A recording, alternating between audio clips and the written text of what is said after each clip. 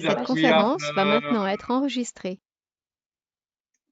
Sorry, friends? We have some missing participants. I don't see Cécile, Chloé, our friends from ITC. So I need to let me check what's going on. Okay, that's fine. We can wait a few minutes. There's no problem. Yes, please, because Hi, Cédric. Hi, friends. How are you? I'm doing fine. How about you? New look?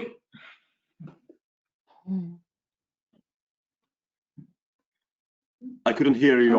I think my connection closed this morning. I don't understand why. I hope you're listening to me. Can you hear me well? I can hear you clear and loud. Clear and loud. Okay. Okay, Chloé and Cécile will join in a minute.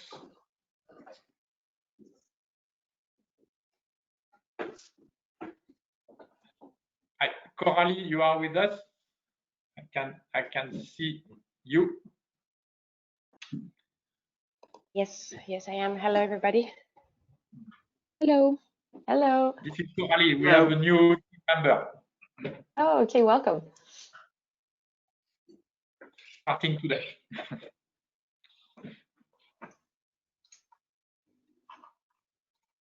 Wonderful. Okay.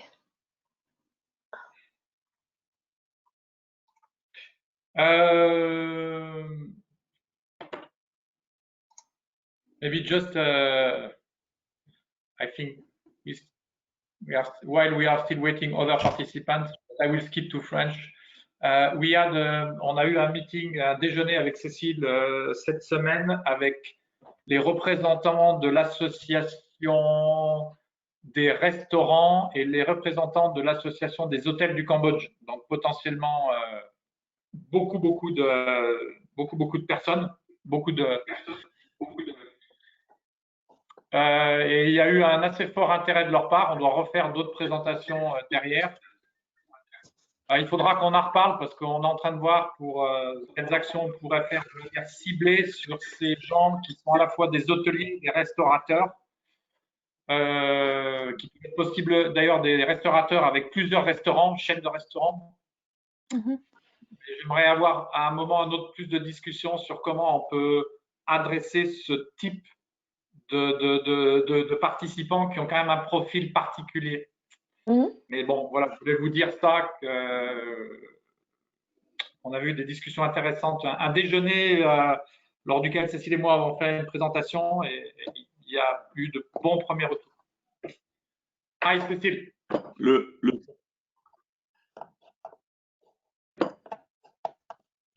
Le secteur n'est pas trop sinistré? Si, le secteur de l'hôtellerie est très sinistré. Celui de la restauration à des degrés divers et variés. À Phnom Penh, ça va, mais à Siem Reap, très sinistré, oui. Siem Reap, c'est la ville qui est à côté des temps. OK. I will go for my coffee and come back. Okay. But ITC is joining, or it's only you today? They are supposed to join. Huh? I see Botra is online, but I don't see. Yeah, that's why I'm asking him. And Sarin. Ah, okay. So they are joining. By the way, hi, Botra. Hello.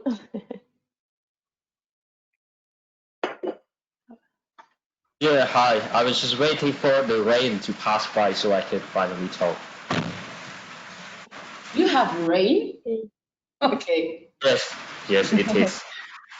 We are not in the same city then. Yeah, we are not in the same city. Chloé, you here? No, Chloé is not here. Okay, let me check in the other office what they are doing.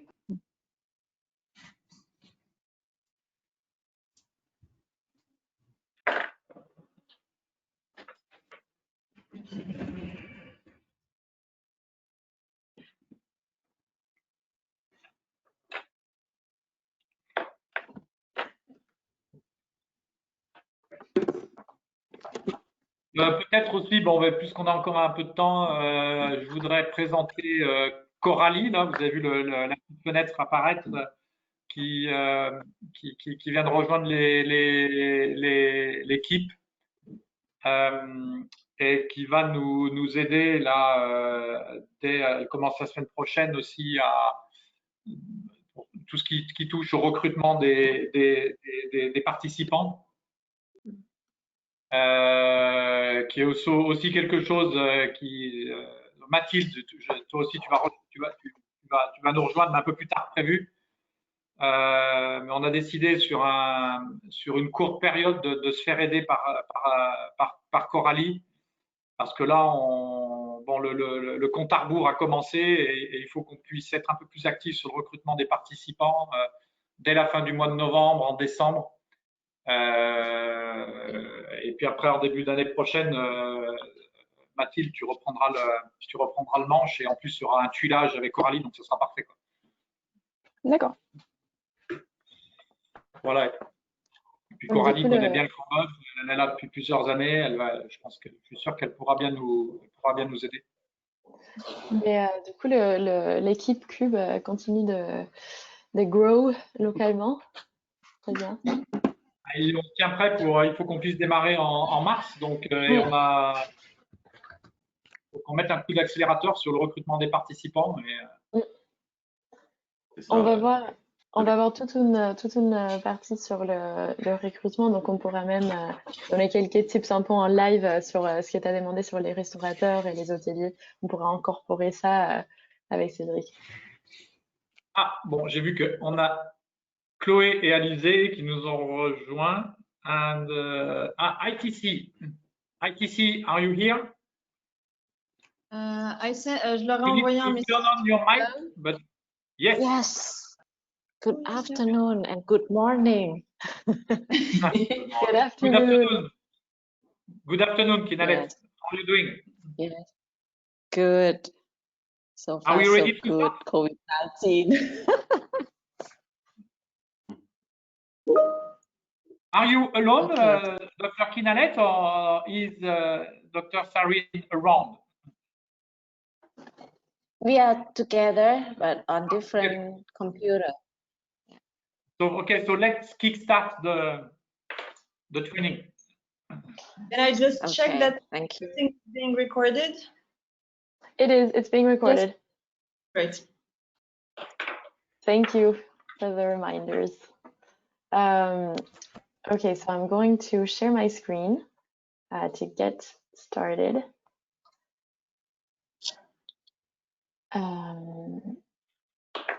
So I think it would be this screen. Yes. So please, just before we get started, please let me know if you can see the presentation screen and if you can hear me all right. Yes. Yes. Yes? Okay, great. So welcome, thank you. Welcome everybody. Thank you for being here today, for taking the time for this training session, for participating in this transposition of Cube in Cambodia. We're really, really excited to get the project running on the ground, and we hope that these training sessions will give you all of the tools necessary to launch, to kick off the project and on a good foot. So,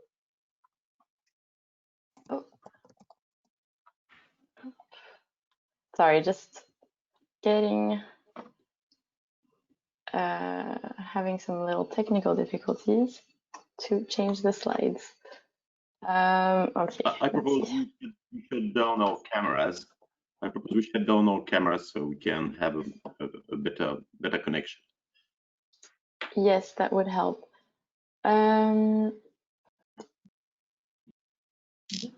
Sorry, just a few minutes. Okay. Okay, so it might take a few seconds for the slides to switch for you. So just let me know if they haven't switched on time. So today is the first of the 3 half days on the general organizational questions of the project, as well as the communications aspect of the project, which is a large aspect, the communications, the public relations related to the competition. So today we hope to answer all of the questions related to what goes into the organization of CUBE, how much time, how many resources need to be created in advance, during the competition, after the competition, and give you a kind of a general overview of what a CUBE year looks like for the CUBE team. And before that, we're going to discuss briefly the origins of the competition, so the history, the regulatory framework that gave way to the competition so that it could be created, the needs that there were at the time in 2013 that we felt there were and that needed to be pushed a little further with this kind of competition, as well as the philosophy and the general sociology behind the competition that allows for its success, we think, with building occupants and company employees or organization employees. So just to go over the agenda briefly, the way that we organized the workshop today was, since it's 4 hours and it's a long time on Visio, it's a shame that we can't be meeting you in person. We want to still make it as dynamic as possible. So we've organized the meeting as follows. We're going to have a 10-15 minute break around 9 o'clock so that everybody could get up, move around a little, maybe have a tea or a second coffee. And then we'll continue, and we have a few exercises and little fun activities throughout the competition to make sure that it remains as interactive as possible. And we're going to be presenting, but feel free to write your questions in the chat box at any time. Feel free to also ask your questions. We're going to be asking you questions at various different moments of the presentation. So please feel free to turn on your mics and to respond directly without writing anything in the chat box. The idea is to really try to make this as interactive as possible, seeing as we're on video conference. So to begin the presentation, we've had a meeting once before on CUBE, and it was a bit quick, and it was maybe not as clear as we would like it to be for the future organizers of the local competition. But we really wanted to create a whole section on the origins of CUBE in France and in Europe, and why there was this need for this kind of initiative. And so it's really this whole chapter will be on the context of when CUBE was created, the history, the philosophy behind the competition, and how it came to be.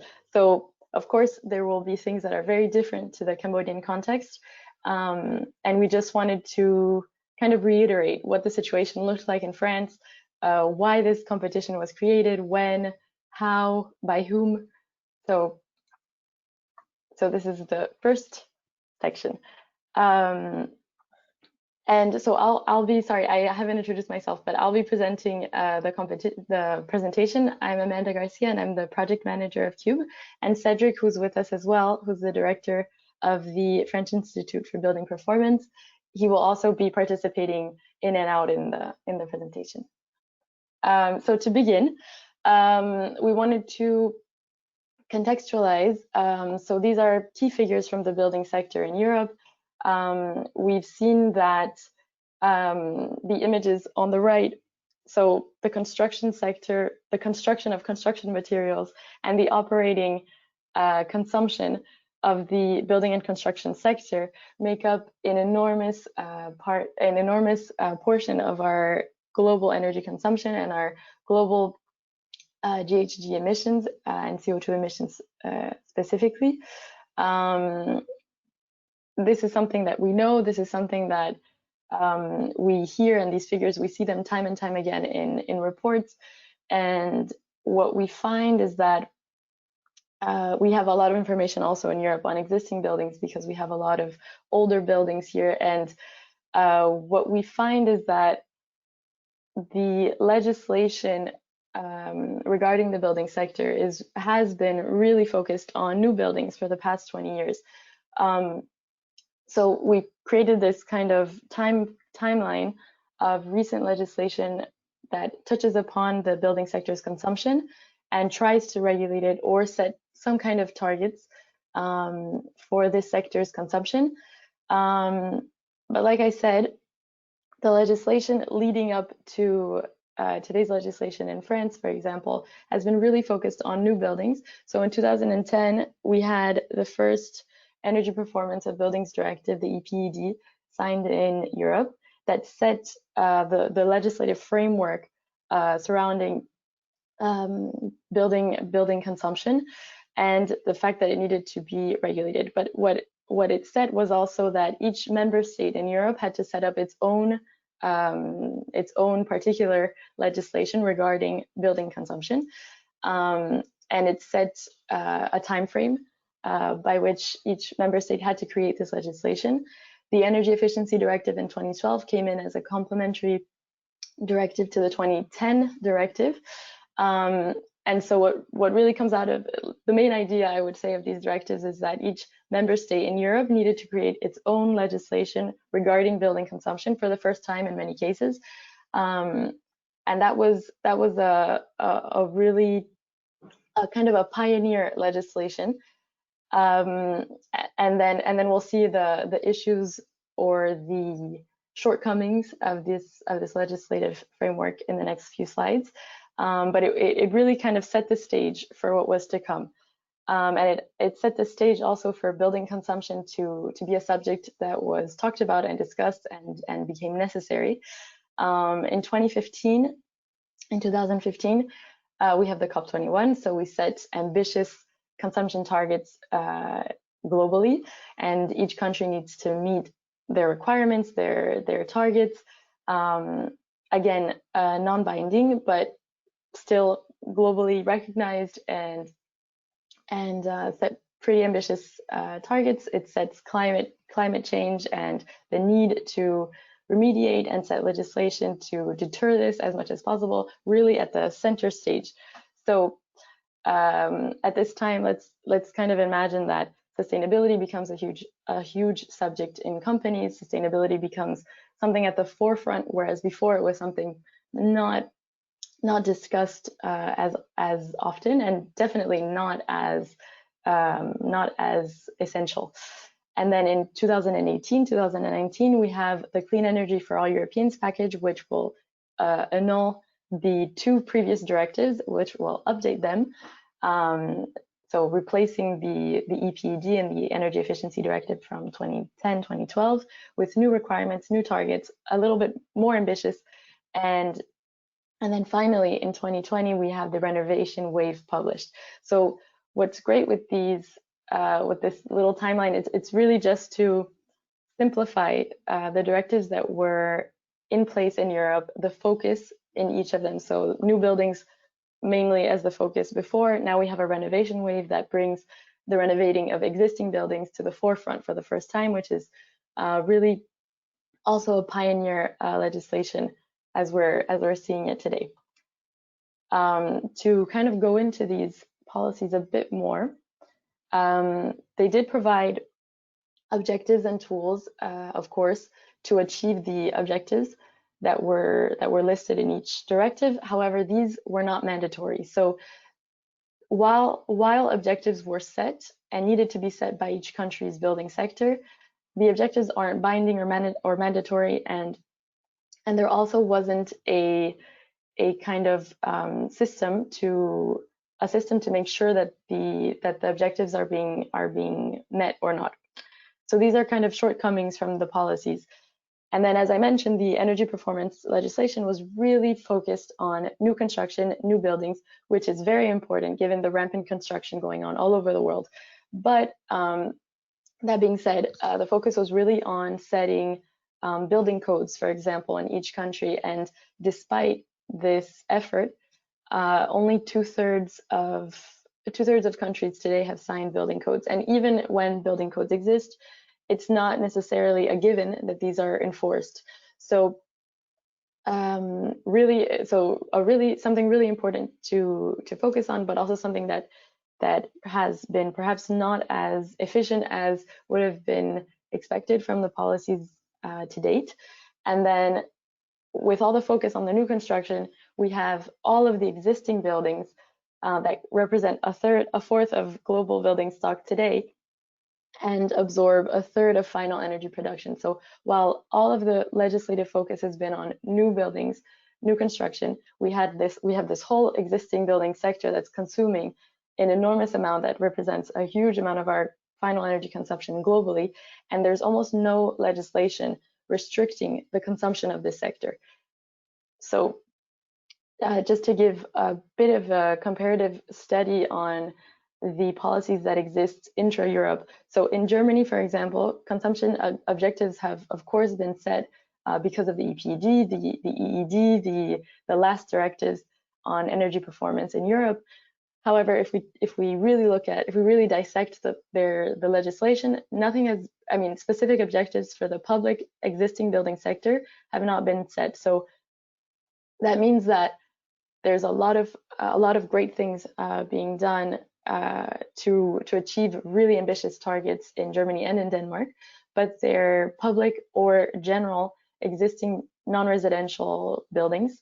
So anything that's non-residential, commercial spaces, hotels, restaurants, etc., they have no consumption targets limitations. So there's no mandatory limitations for the consumption of these buildings, which represents a huge portion of their building stock, and is going completely unaddressed.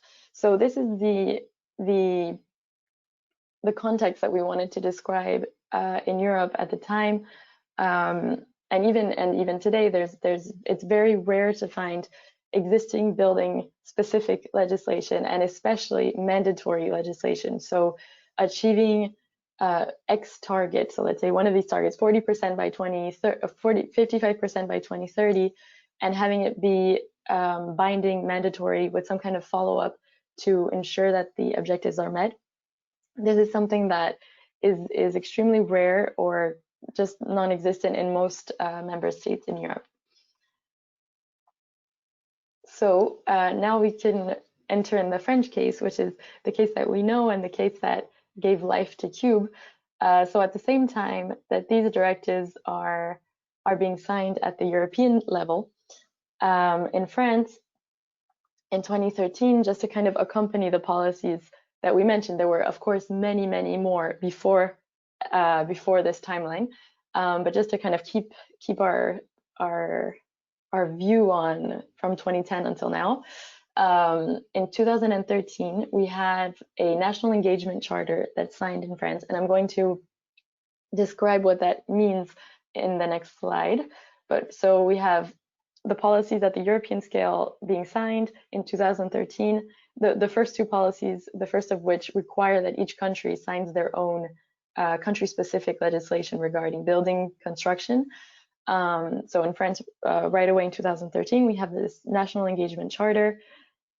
In 2012, Cube begins to be organized, and in 2013, it's born. And in 2018, France signs its official ELAN law. So it's the law that corresponds to the EPED. So the laws, the national French law on building and construction, especially for new construction. Also to ensure that the most fragile have housing. So it's a huge umbrella law that embarks a number of subjects, including building and construction. So building and construction and consumption limitations. So that's signed in 2018.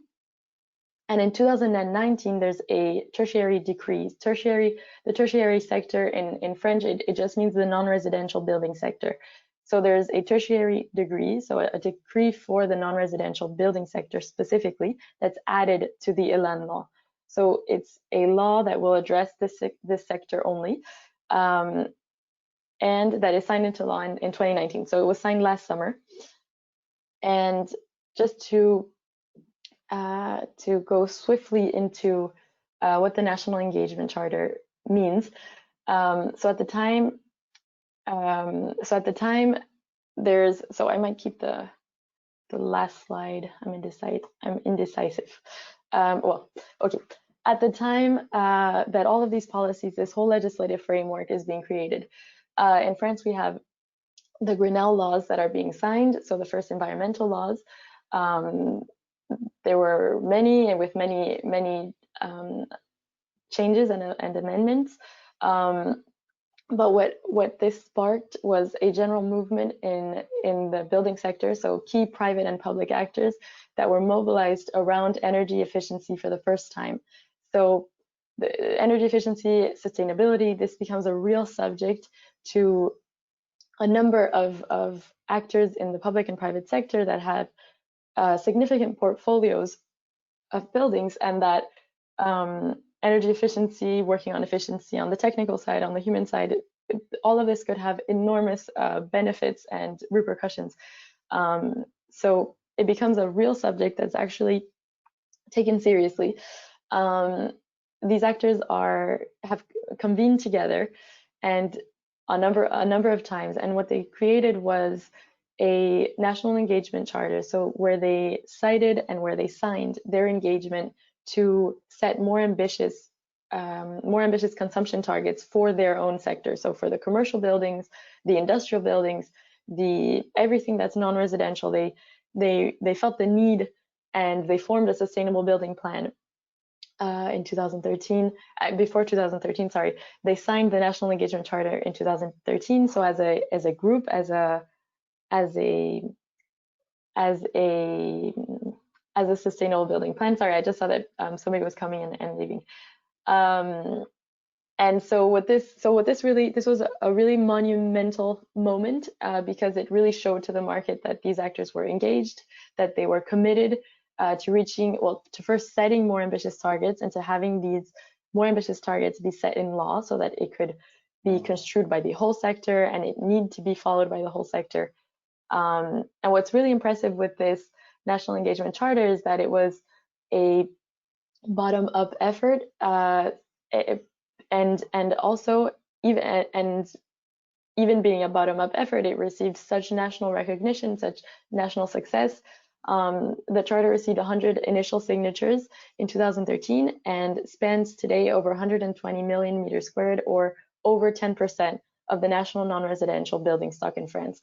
So it's quite a consequential amount of participation in this charter, which set the stage for the next few steps.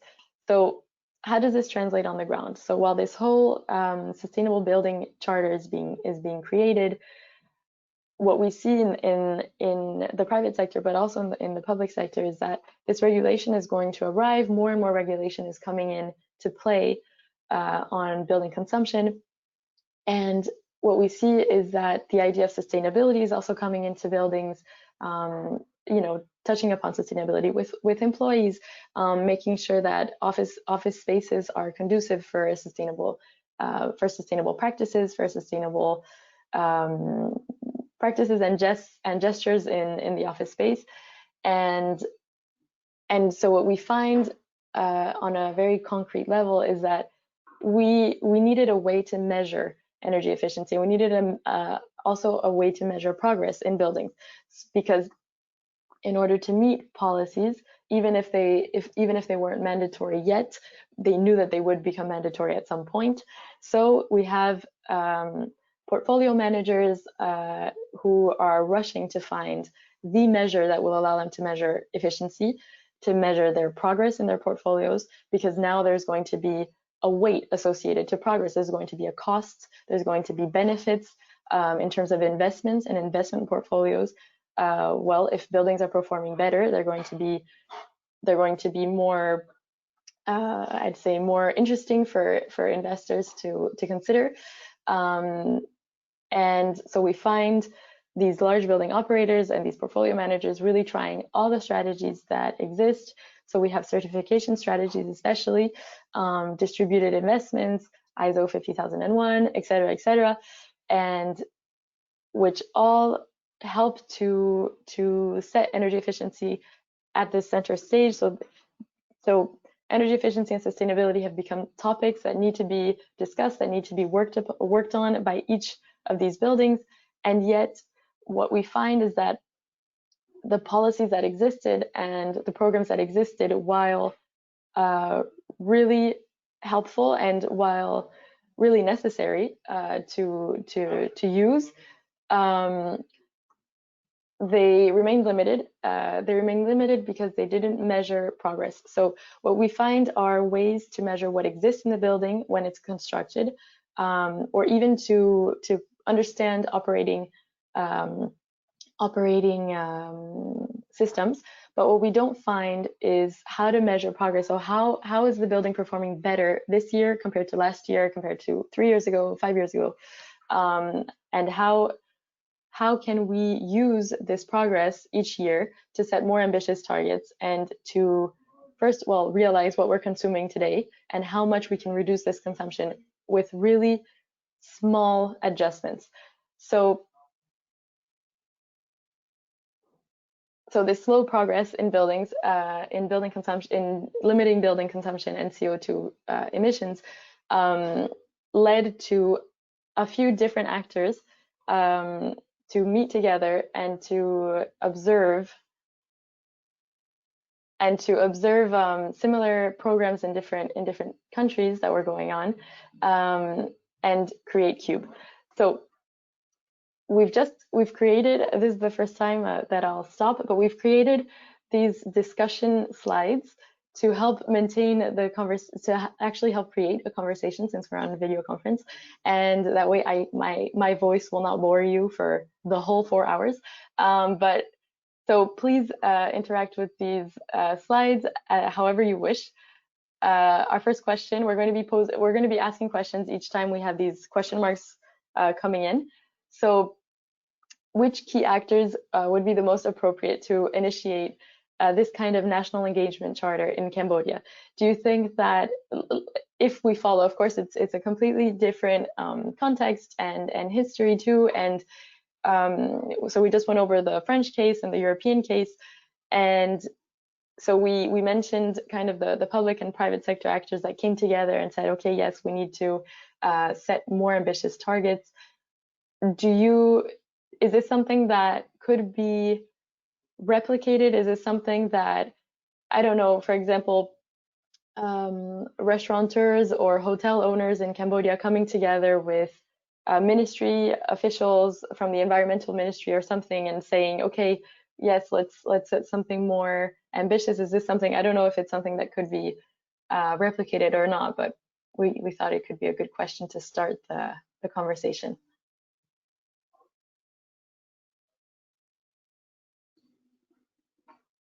So I think it could be alongside with I can hardly. Yeah, I can hardly hear you, friends.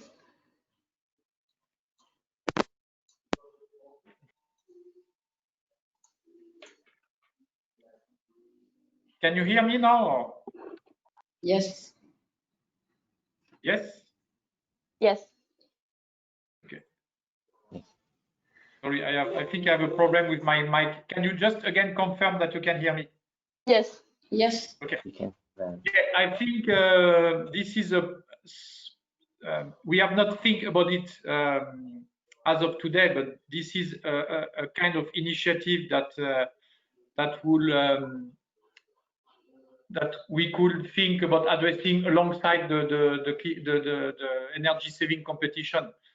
I think yes, we could embark maybe some association, as you mentioned, which represent building sectors. Why not hotel, restaurant? We could think about.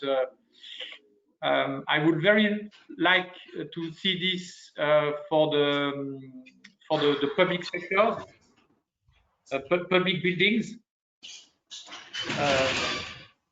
I would like to hear what ITC think about this.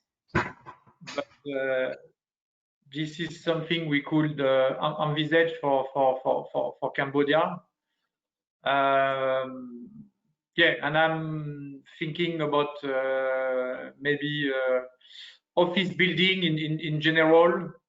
also could be a nice target.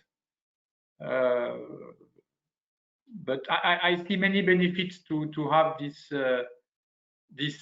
charter, because we all know that policy take time.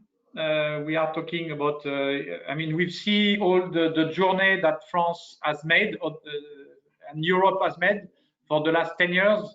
I think Cambodia, there is still a lot to do. It will take years. So starting with a charter, I think it's quite a good idea for Cambodia. But we have to target maybe a limited amount of players. But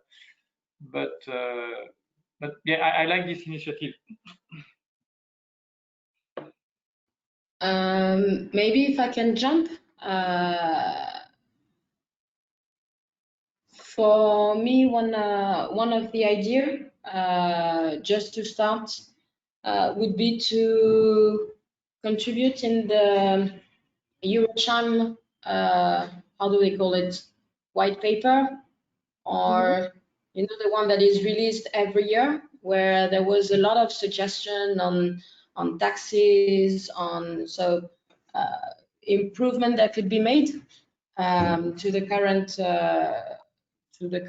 context in Cambodia. And I think we always have one in renewable energy, a section in renewable energy, where the private sector is mentioning what could be done in renewable energy. So I think maybe for this year, something in energy efficiency could be added.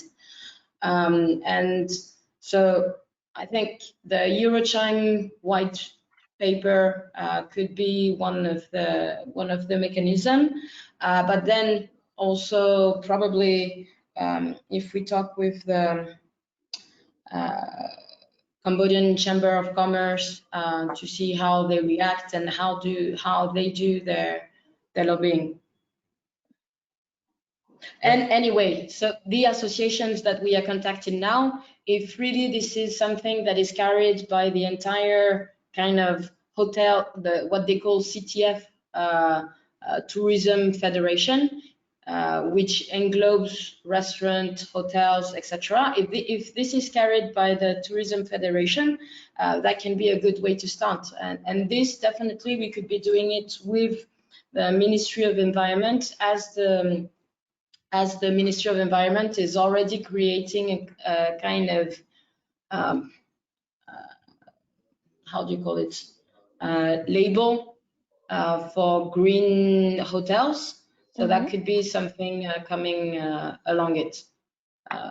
But these are only ideas, and we should, like working with ministries, you need to find which ministries is the most appropriate and with whom to get started if you don't want things to get blocked. So of course, these discussions, before taking any action, any decision, we would need to understand a bit more how it is organized. You grasp everything, Cécile. It's quite good. This session is being recorded because you've said anything. So you speak of the administration, the power is involved. You can involve, of course, all the syndicates and umbrella organizations are good partners in setting goals for all the industry. And then you will have some direct signatories coming from hotel chains or whatever, and this one are the one which will jump in the cube. So so you got your first, at the end of this this organization, you got your 10, 20 or 30 first applicants for cube, because they are the one wanting to raise their image on energy efficiency, wanting to sign directly and not through the collective body, which is syndicate or umbrella organization. And here you got the better ones. You can play cube with them. Yeah.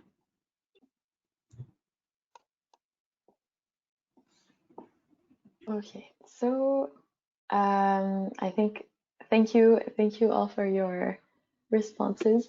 I jotted down some of the organizations you mentioned and the white paper you mentioned. Well, it's just an idea, and it's an idea that could help, as you mentioned, to kind of kickstart the initiative at a grander scale. Oops. Okay. So this is kind of, as I was mentioning, so the restless portfolio manager is seeking the concrete solutions. I think you've seen this slide, but I think it says it well, or kind of shows it well, that there is all of these existing policies and initiatives already that are really at a top level scale. So building at a top level at the building scale. Oh, sorry, I'm just going to check the chat. Okay, and then we have Cube, which will be described, that comes in as a bottom-up initiative that can be complementary. So what they were seeking was something that could be complementary, that could work on the usage side in buildings. So the impact that users and occupants have in buildings, something that which is the third pillar of energy efficiency, and something that is much less addressed because it's seen as perhaps savings that are minimal compared to the savings that could be made with these other initiatives and more on the technical side. But what we've learned is that actually the two connect, and the sociological human side behind savings is really important to just understand the building's consumption, the building's real usage, and etc. So we'll get into that in the next few slides. So these same portfolio managers, as I mentioned, start looking at examples from abroad and programs from abroad that could be emulated in the French market. And they stumbled upon a little competition in the United States called the Battle of the Buildings. So it was a competition launched by the EPA, so the Environmental Policy Agency in the US, through its Energy Star program. So they created a competition between buildings, not only on energy, but also on water, much like Cube, or Cube is much like Battle of the Buildings. More than 6,500 buildings participated in this initial US version of the competition. And at the same time, it was kind of symbolic, because the competition was self-sufficient as well, because instead of launching it was self-supported. I mixed up the terms. So each participant had to invest as much or as little as he wanted in competing and in participating, making changes in the building or not. And it was really up to each building to participate or not. There were 6 editions, dozens of types of different buildings, so that each building could compete with a building in its same category, so consuming in similar ways, having similar activity in the building. And this was really the inspirational point for the birth of Cube. So Cube was created in France by 3 or 4 buildings. Cedric, by the way, if you want to say something about this part, please do. Cedric was one of the founding. Yeah, sorry. Yes, if I can just say something, because otherwise I'll be forgetting. While we were meeting some of the potential candidates, they already start mentioning about water. So I think what we can say is, even if we are measuring only or we are acting only on the energy, all the behavior change principles that we are putting in place can be put in place on the same way for the water. Of course. So I think this, I'm also talking to my team. I think we can say basically we will be working together as to how to engage with your staff and with your technical people within your company to do some savings. We start with energy, but later on you can adapt it and do it for others consumption that might be that you might want to reduce. Yep, completely. And we've seen that Cube is really a slippery slope, so a way to address energy at first, like you mentioned, and then water, and then we have candidates working. So we have candidates already measuring and working with their water consumption, and then who also jump and work on waste management as well in the building. Yeah, for exactly. instance. So it really is a way to enter in and start the conversation, address energy at first, and then address a number of different sustainability sectors completely. And I was just mentioning before that Cedric was one of the founding members of Cube. So just if you want to jump in at any moment, please do. So these 4 or 5 companies got together and were kind of working on these programs and kind of performing this comparative study of what exists already, what policies, what initiatives. They found Battle of the Buildings in the US, and they decided to create the same competition, adjusted and adapted a bit to the French context, and they launched Cube. So they put up the first buildings that participated in the first edition from their own companies. There were about 74 buildings in the first edition, just from these 4 or 5 companies. And so basically they were the guinea pigs, or the test buildings, to verify the savings method, the calculation method, whether the competition was something that was viable, something that could be maintained, and something that could be scaled at a larger scale in the future with more participants. And what they found was really striking. And what they found was that it was a way to mobilize and engage their employees, their occupants in the buildings, make energy efficiency something that wasn't just secluded in the technical room or in the something that was just known by an energy manager, but something that was actually kind of explored and shared with other employees for the first time in most cases. Have other occupants in the building understand how the building consumes, and how their actions every day in the building, their behavior in the building, affects and impacts consumption, and really working on this usage side of consumption to adjust or to decrease consumption in the building. And so what they saw as the first founders of the competition was that this competitive aspect, even if it's really a game, and of course the competition, the prizes at the end are symbolic prizes, the competition aspect really moved them and really inspired them to want to beat their friends in the other building, or even their own teams if multiple buildings from one same company were participating.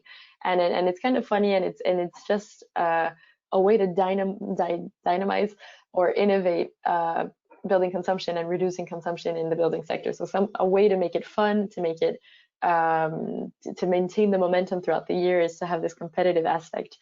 And it's not really something that can be explained. It's something that it's kind of a phenomenon, and it works, and they figured, well, it worked for us. Let's kind of broadcast this on a larger scale. Let's launch it at a larger scale. And so that I hear you, but very far away. That's better. So I have some issue with my mic. Just a question. You said that for the first year of Cube, you had over 70 buildings registered, but only 4 to 5 participants. Am I right? Yes. No. I have to step in just to get the number right. No, the initiative was led by 3 or 4 participants, and then we advertised the contest was going on in our network, and we raised about 30 more participants coming from every kind of places, local authorities, SMEs, etc. And it was a very good surprise to have such a response from the ground on people who hasn't set the program with us. Just hearing from it, say, okay, I go for it because it's fun, and I'm sure I want to demonstrate I can do something, and I want to mobilize my staff. So it was about 35 participants, but of course the main bunch of building were coming from three companies to be precise. Okay, thank you. May I add something or ask something? Of course. So I was wondering how the participants were aware about, I mean, were they already aware about their consumption or the capacity or the emissions from their buildings? Were they having already done an assessment? And or was it probably done by Battle of the Buildings? Okay, on the first participant, only 3 or 4 companies were well aware of their consumption. They had some overall monitoring system for all the company, so they were well in advance in terms of knowing their own consumption on emissions. But there were quite a few. The other ones had to go for the builds to know what they were consuming. It was quite funny. So it's the contest played a role into making them aware of what they were consuming and check the numbers and knowing where they stand in terms of consumption. It was quite interesting to see they discovered they were consuming energy. But of course, the movement was led by companies well structured or well prepared to retrieve their consumption or emissions. This is your first point, and the second point is Battle of the Buildings is a complicated thing. It's for all the people who are registered into a free program in the US called Energy Star. Energy Star program has a software, online software. You can compare your building to other buildings, and you get a star system, so 5-star system. And the progress has been built for 20 years by now in the US by the EPA, and it was quite a successful program. And it's about 400,000 buildings registered into what is called the Portfolio Manager. This is the online tool, the Portfolio Manager of the EPA. But they saw that the Portfolio Manager, they had a one-shot registration of the buildings, but so people could benchmark their building. But then they didn't see what was becoming of the building. They had a picture of the building, but they were not seeing the film, the movie, and how the building was evolving. So they built a contest on a super giant database, the Portfolio Manager, and all the people has to register their improvement, and so the national software could name who were progressing better than the other. So it's a contest based on a super system built for 20 years and not from scratch on measurement philosophy. We decided to go for measurement because the kilowatt hour or tons of CO2 is quite important to have these numbers right and to have this number in mind. We dislike the systems saying, okay, you're 3 stars, 4 star, etc., and disconnected to the real performance of the building. We have to be taught the real performance in these years and getting out of this full star system, because if not, we will only speak not of results and measurement. We will only speak of green something or greener, etc., regardless to the real performance of the building. Thank you. And So one more question. The competition was based on the best decrease per buildings? Yes, that will be in the next slide. The competition is based on the improvement, the relative efficiency you are getting from your baseline to your endpoint at the end of the contest. As simple as that. Okay, all right, clear. Thank you. And so thank you. So just to kind of kick off what Cedric was just mentioning, so the competition really touches upon this third lever of energy efficiency. So engaging users, working on usage in the building, and we thought that this was an interesting way to show it. So there's collaboration in the building.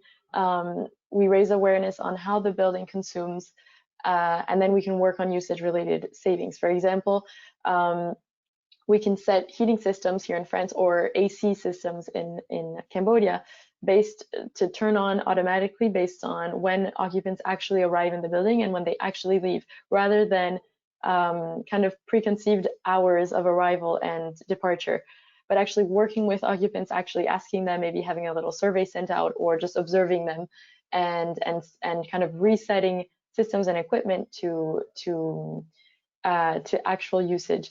And just by doing this, just by working with users and occupants on their activity in the building, their actions in the building, significant savings can be made on the consumption side and on the CO2 side.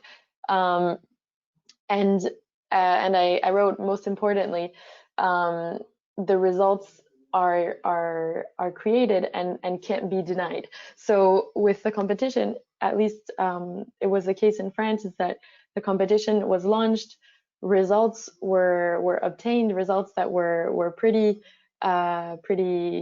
striking and pretty impressive, and most importantly, they showed what could be saved today already with a minimal effort in buildings. And so they also kind of disproved the targets that had been set until then as not as ambitious as could be. So this will lead us to our next section, but first, our next question. Is there a similar collective action initiative or approach available in Cambodia among companies or organizations? Is this bottom-up approach something that could be transposed or also replicated? What do you all think?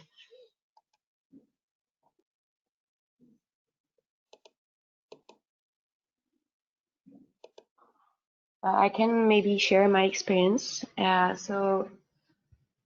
Previously, I was working for a travel agency, and we were certified by Travel Life, which is a very well-known independent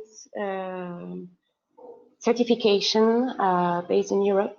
And so we were doing all those kind of measurements and monitoring on our resources. So electricity, paper, not water, because we didn't have any individual account, and water is not really yet a problem for Cambodia. It should be, but it's not. And so some more and more companies through CSR, corporate social responsibility, were interested to step in these kind of things. At least mostly was reducing their waste, but also the electricity consumption, because electricity in Cambodia is so high and expensive.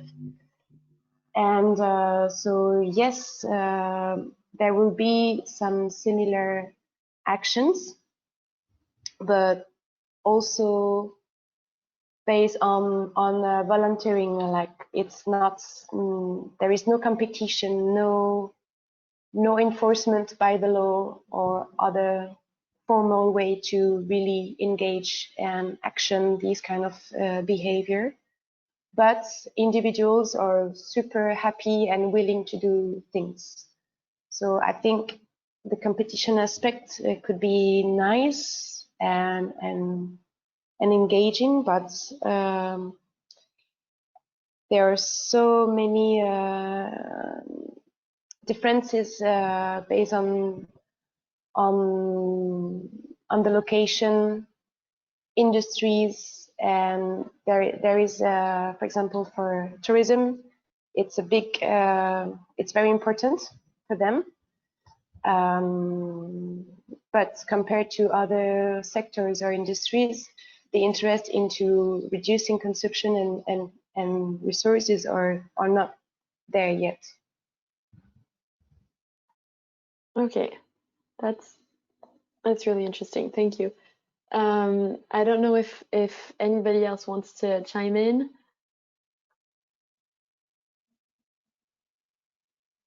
Otherwise, there will be a lot of other opportunities to discuss during discussion breaks and also on similar questions. But thank you very much, Coralie, for your response. Just maybe a quick question, Amanda. Back to slide number 18, just the former slide addressing the levels of energy efficiency. You mentioned the two main levers that are used through the competition, the operational levers, operational setting, and after the other one is engaging users, building users engagement.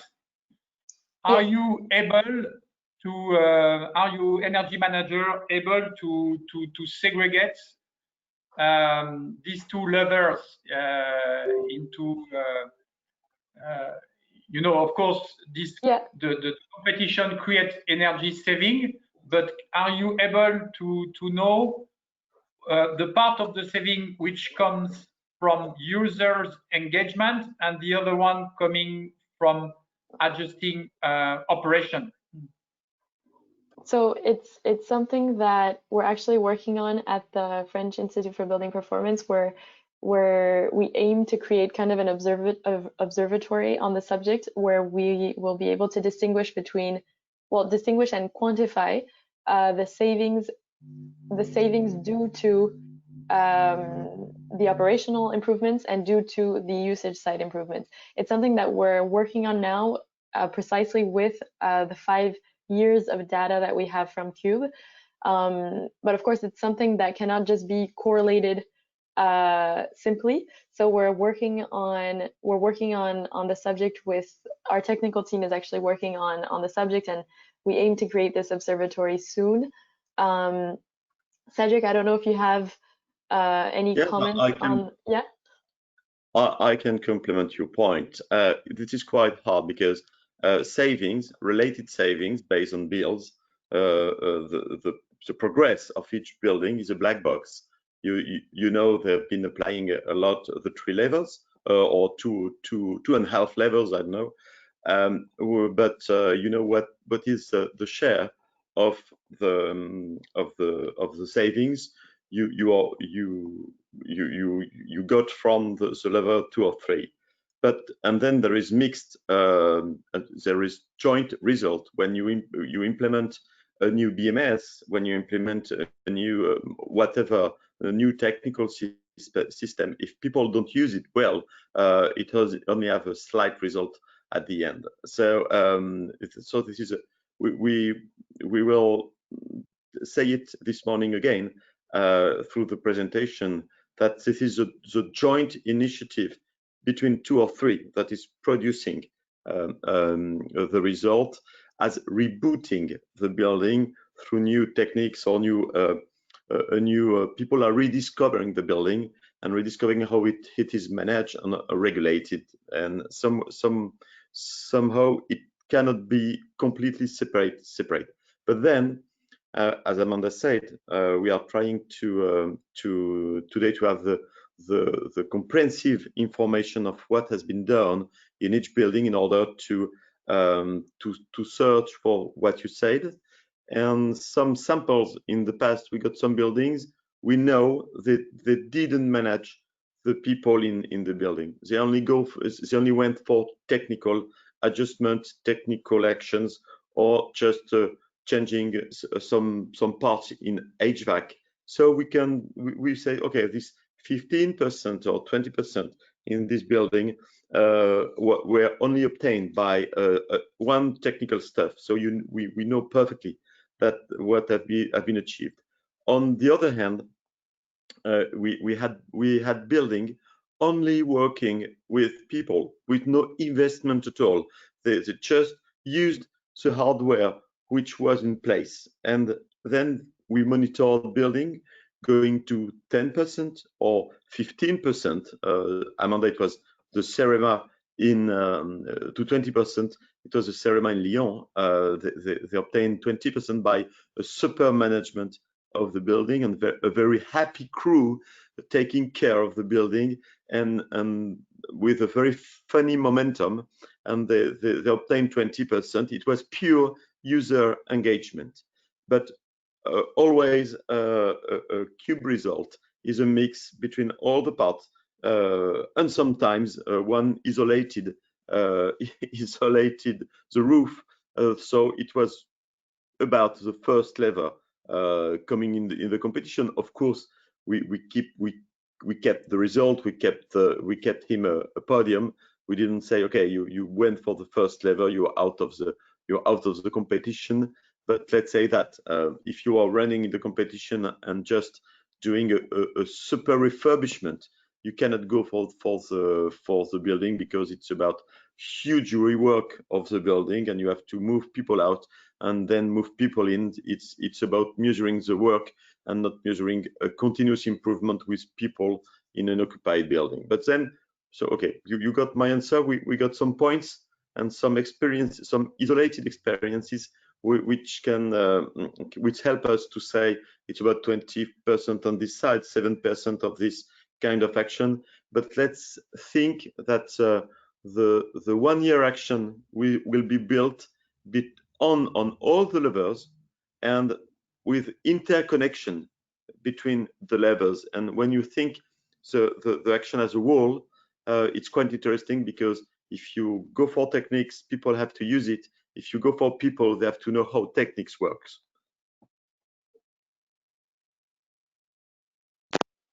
Thank you, Cedric. And we're actually going to go into we're going to mention briefly one of the actions put in place by the CEREMA at Lyon. So one of the candidates that you mentioned further along in the presentation. Franz, I don't know if you wanted to say something. Yes, but maybe you can make a quick reply.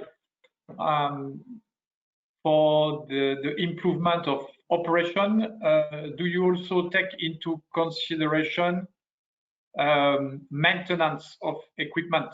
And is it also something that you are really looking after in France when you talk to your participants? Because from experience here, there is also quite good amount of energy saving which can achieve through proper maintenance of the equipment. So it's a bit different than purely operation, but I guess that maintenance falls under improvement of operation. Yes, all the candidates who have a great level of management of their buildings got an eye on maintenance, and good maintenance, filters, whatever in active parts. The maintenance is key for the performance. I guess there is I didn't foresee any past experience who can highlight that maintenance has been key in the results. I think that facility managers and operation guys are looking at techniques as a whole. Of course operation, but of course maintenance. It's part of the game.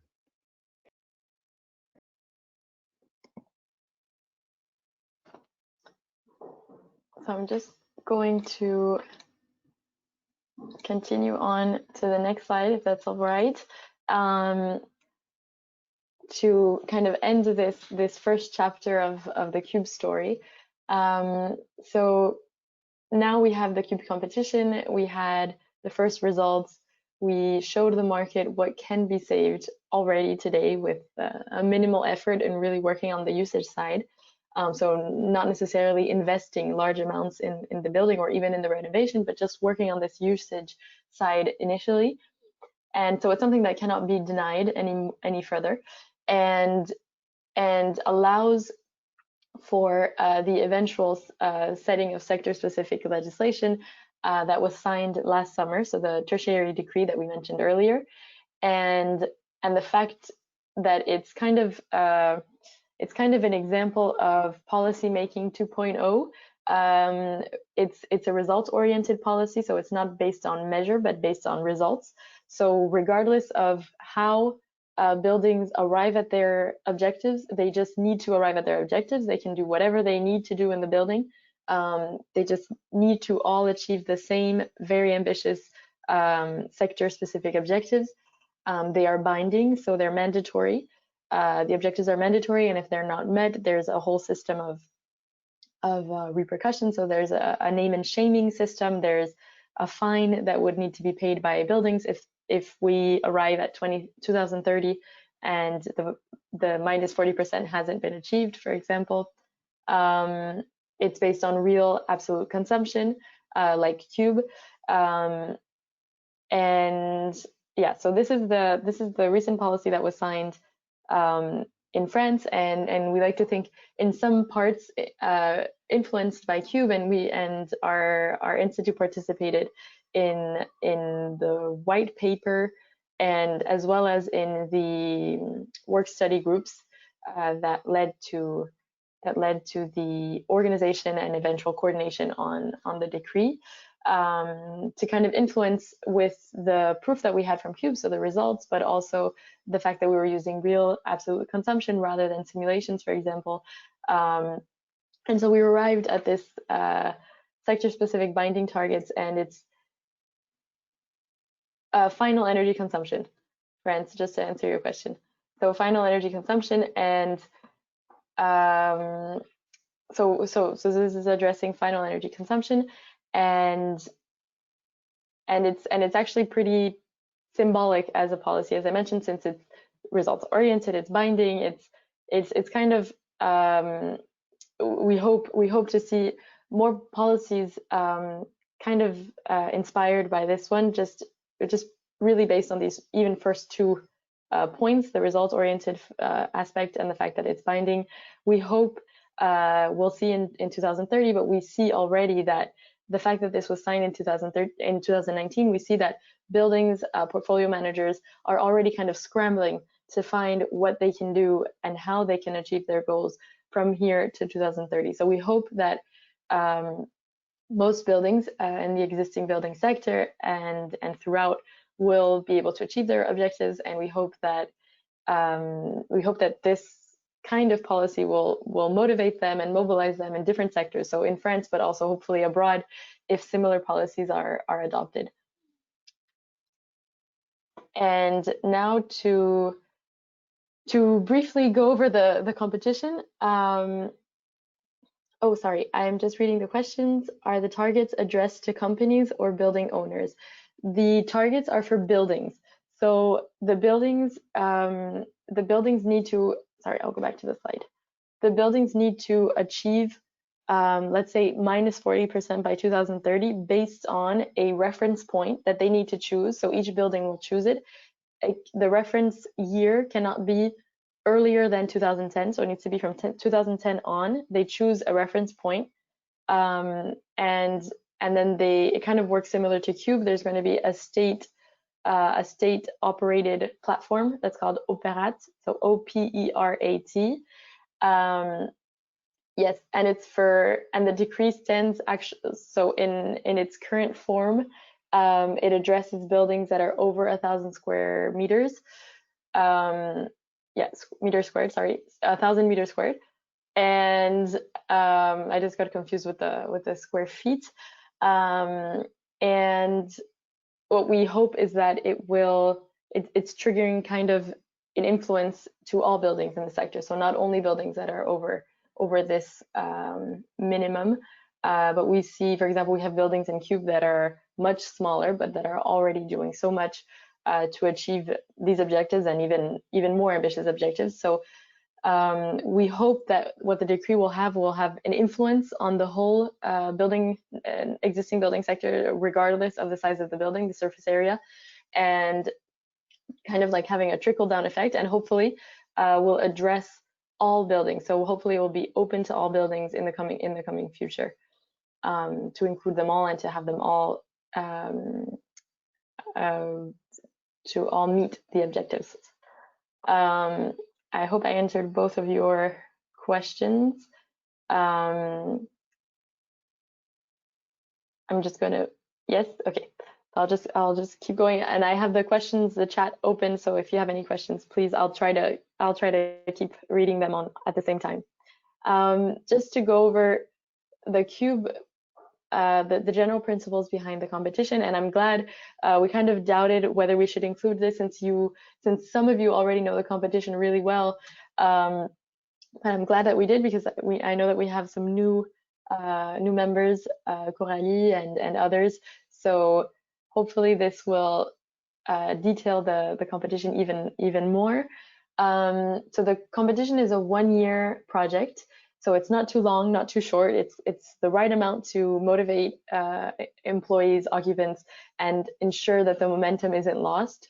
And yet it's still long enough to be able to measure progress and have a kind of create a comparative study of energy consumption and of savings.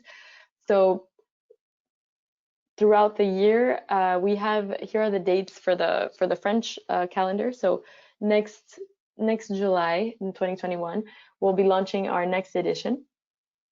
A few months later, around 2 months later, we'll have a kickoff meeting. Then during the year, we'll have 3 meetings with candidates, and we're going to go more into detail in these organizational aspects in another chapter of today's presentation. But just briefly, so we have 3 candidate meetings during the year. We send 1 newsletter per month with all the energy savings rankings of each building participant each month. And then the competition ends June of the following year. So sorry, it's 2022, not 2021. And then there's an award ceremony about 2 to 3 months later. 2 to 3 months later, because at the start of the competition, we take a few months to create the reference point of consumption. Sorry. So we're going to create I'm just going to skip to the next slide, which might help with this. So at the start of the competition, we ask for the last 3 years of consumption. Okay, I'm gonna finish on this slide, and then I'll address your question. So we start with 3 former years of consumption, and this is something that we use to create a baseline of consumption. So it's the reference consumption in red that you see on the slide. And then we adjust this consumption for climate and usage, and we can adjust it for a number of other variables, but these are the 2 that we use in our calculation method. And then so it takes us around 2 months at the start of a competition with over 100 candidates. It takes us around 2 months to set the historical baseline of consumption per candidate, which is why candidates will receive their first ranking 2 months later. So in March, they'll receive the first ranking of January, for example, because it takes us an initial around 2 months, depending on the amount of candidates. But with a competition with over 250 candidates, here it takes around 2 months to create this historical reference point, check it, make sure that it's correct, and add it online so each candidate can see his historical baseline of consumption, and then he can start entering his data monthly, which is the green line. So each month he's going to enter his data, and we're going to compare the data to the historical reference point that was created per candidate. And what's in between are the energy savings that he's going to be making each month. And those energy savings are calculated quite simply. We're going to give you all of the tools for that calculation method in our technical training. And so they're calculated quite simply and each month. And so each month we can create the ranking of the candidates. But I just wanted to explain that to explain why we're 2 months behind and why the award ceremony takes place 2 to 3 months after the end of the competition. So we can have time to create the last rankings and to check that all the rankings are correct throughout the year, to audit the top 10 candidates. We'll go more into detail. But now to address your question, Dr. Quinalet. So the 3 candidate meetings, we're going to discuss these more in detail later in the presentation, but it's just meetings with candidates, usually held at candidate buildings. So we've had candidate meetings throughout the year, throughout the previous years, in different candidate meetings each time, who agree to host about 30 to 40 candidates, those that can make it.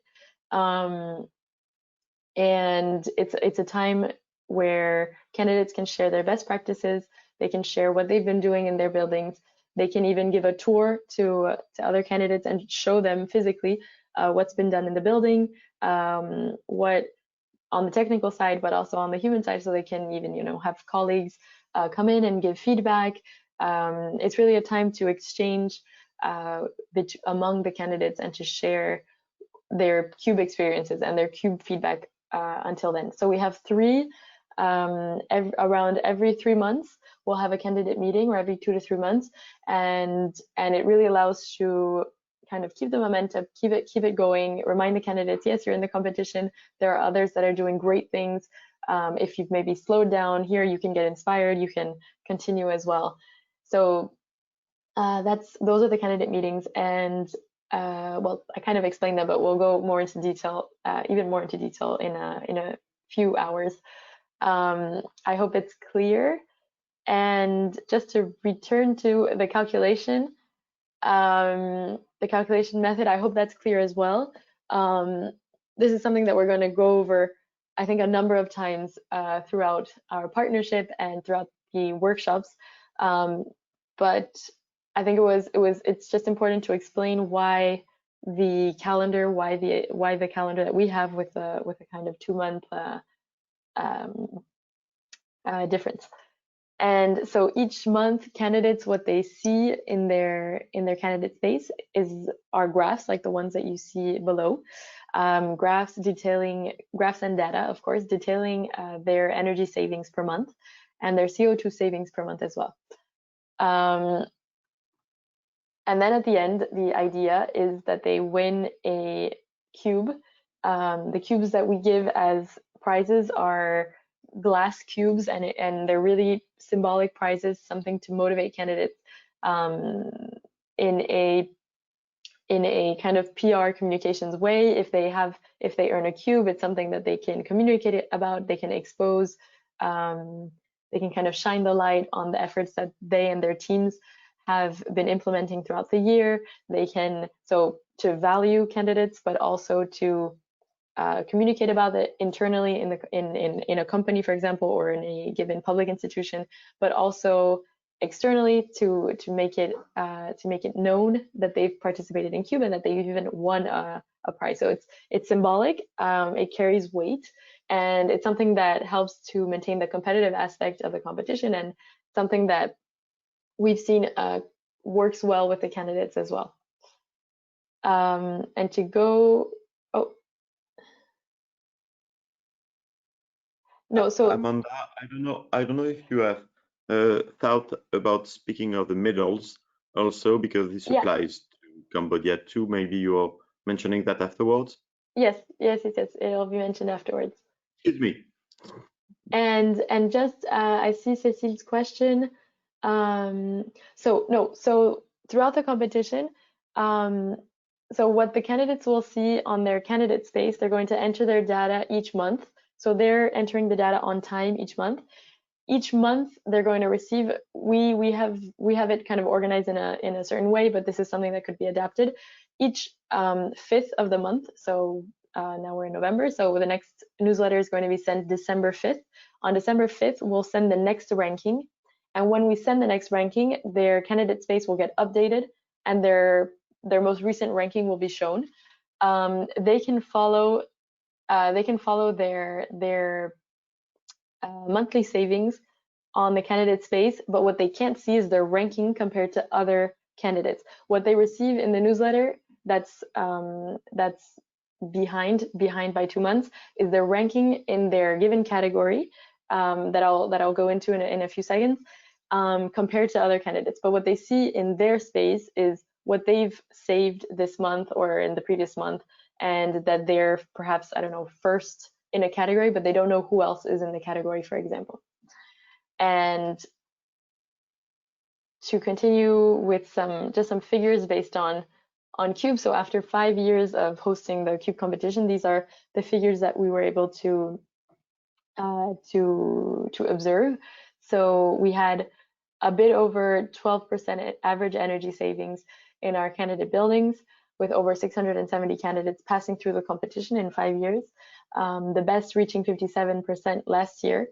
So our laureate last year, which was a building that was over 17,000 meters squared, and who worked very clearly on both the operational side and the human side. So it was a building that really kind of went above and beyond.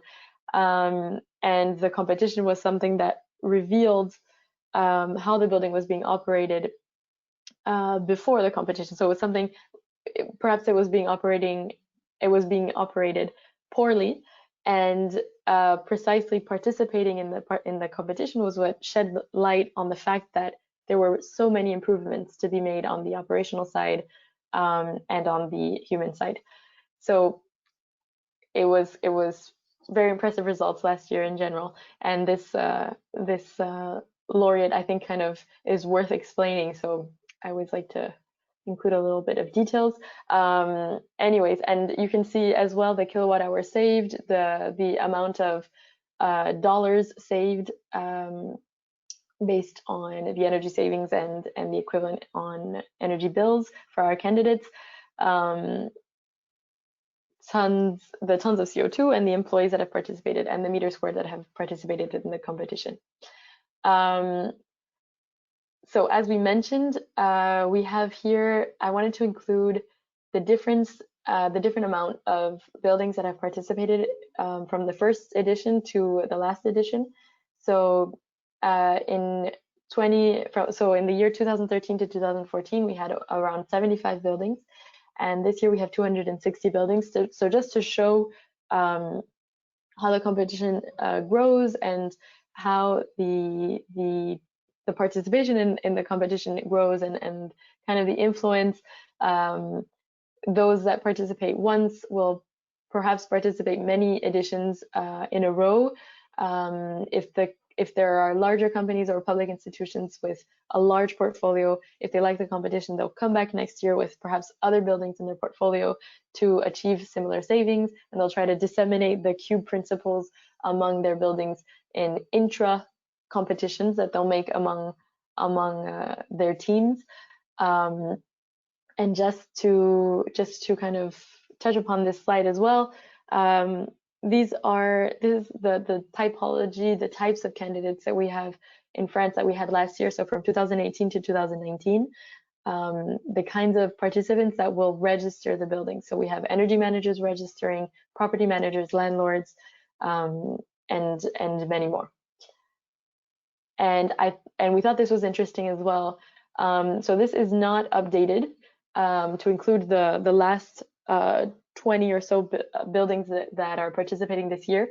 But in February, we had looked at this graph, and so in February, the competition was launched in January. In February, we still had registrations coming in this year.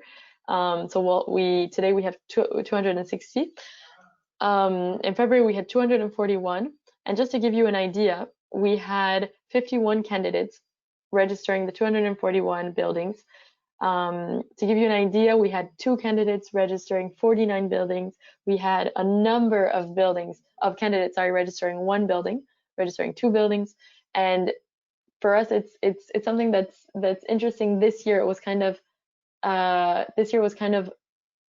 phenomenon to see so many participants registering one building, and I think it shows kind of the new participants that arrive that want to test the waters, make sure that it works, to then register a ton of other buildings the following years.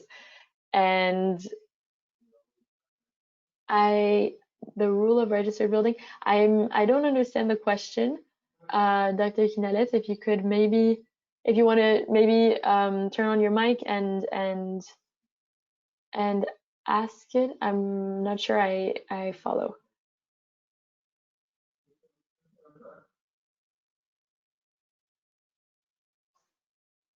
Oh.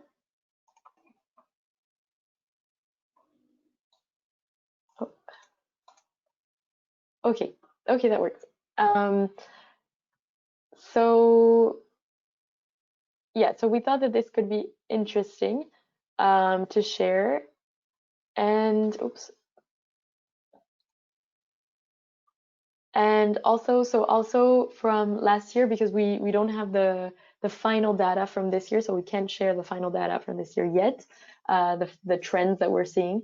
But in 2018-2019, last edition, this was the performance distribution that we could observe.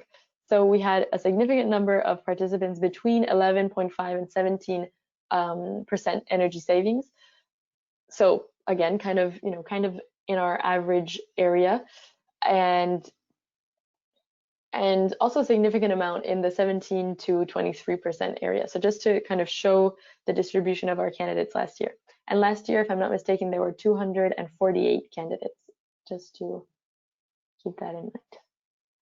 And so to come back to the prizes, so as Cedric was mentioning, we have more than just these symbolic cubes prizes that we give at the end of the year. We also have medals. Next year, we're going to start a star system for the climate saving, for the CO2 savings specifically. So this is something that we're going to be adding next year that's new. Otherwise, what we already have in place are the medals. So bronze, silver, gold medals, and platinum medals for those who save 10 to 25% energy saving or more.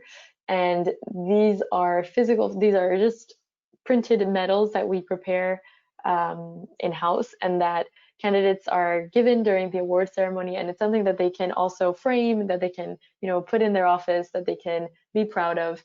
And we've seen that also has its own effect of pride, of valuing the team's efforts, everything that was done throughout the year. It's a way to, yes, sorry. So yeah, so 50% saving. All the savings in Cube are it's the monthly savings that we calculate based on, so compared to this historical baseline of consumption. And this historical baseline of consumption is based on the 3 previous years of consumption. So with those 3 years, we create a sort of average that's then adjusted for climate and usage. And then, so it's kind of following the IPMVP model, if you're familiar with it. So, and then we compare that sort of average with the monthly savings the monthly consumption that we receive. And that's how we calculate the savings. And also, just to continue with the prizes, we've set up a number of different categories in the French Cube. Of course, these are completely open to adaptation in the Cambodian context. For us, what we've seen is that we've created certified in-use office buildings, non-certified buildings, semi-industrial buildings, educational buildings, so higher education, because now we have a whole cube that's for schools, so high schools and colleges and middle schools, sorry. And otherwise, schools used to participate in Cube, and they can very well participate in the Cambodian edition, for example. Nowadays, we just have higher education in this Cube competition. Just to be precise, we have public buildings, we have commercial spaces, we have healthcare sites and hospitals, we have semi-housing buildings, we have college dorms, for example, and retirement homes as well. semi-industrial buildings, as I mentioned, and a number of other categories. The idea is to be able to compare buildings with comparable buildings, so buildings that are similar to theirs in size, in the case of the certified and non-certified buildings, but also in terms of the activity, so that we're not comparing a 17,000 meter squared commercial building with a small, I'm going to choose whichever, a small educational building, for example. So where the categories help to legitimize the comparison in the competition, the rankings, and to help boost candidates as well, because they also want to compete with similar buildings with similar activities that are already perhaps their competitors in general. So it helps to add to the competitive aspect, and this is definitely something that could be adapted, as I mentioned, and we could work together to come up with the categories if you'd like. Again, the rankings are anonymous except for the top 20 that are sent in the monthly rankings in the newsletters. Otherwise, everything is anonymous and all the data is of course confidential. And then just to touch upon the 3 prizes on the bottom, just quickly, just on one, we also created a, so we created a best progress in a portfolio. So competitors, so candidates that register more than 5 buildings, for us, we consider them a portfolio candidate. So participating with more than 5 buildings from their company or institution. And we put them in a kind of special mention category. And we also track their progress, so the progress of not only the buildings throughout the year, but the progress of the portfolio. And that's something, it's data that's pretty significant to the participants at the end of the year, and also reaps impressive results. So it's something to note, and it's also a way to motivate candidates to participate with more buildings and not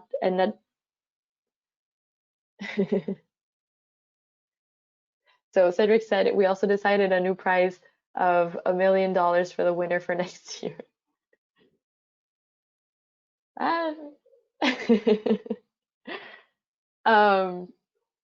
Anyways, and then we also creative to just keep moving, because I see the time moving as very quickly. So we also created a prize for the best communication, and this is a way to ensure that the engagement is maintained throughout the year, and that a building isn't registered in Cube and just left to technicians in a technical room who aren't necessarily going to engage with the rest of occupants and actually, have kind of a pedagogical approach with their teammates and with their colleagues. For us, this is kind of a way to ensure that everybody is involved, to ensure that green teams are created or some kind of team leaders are created to manage the competition internally and to ensure that efforts are being made on all sides. And what we ask for with this special prize, which is completely qualitative, we ask for creativity, being involved. We ask candidates to send us literally just pictures of maybe Cube events that they had internally in-house, or perhaps Cube flyers or posters or newsletters that they may have sent out during the competition, something fun, something really creative, not necessarily expensive, or because we have all types of participants and kind of all ranges of investment possibilities, and the idea is really not to favor those that can create an application, for example, during a given year.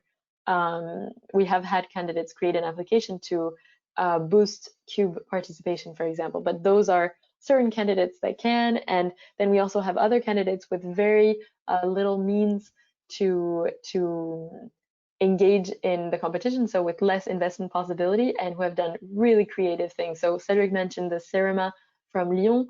We're going to show you a few images from their creative activity in a few minutes, but we also have had a local garbage collection company. So it was a small office of this garbage collection company in the south of France that created videos.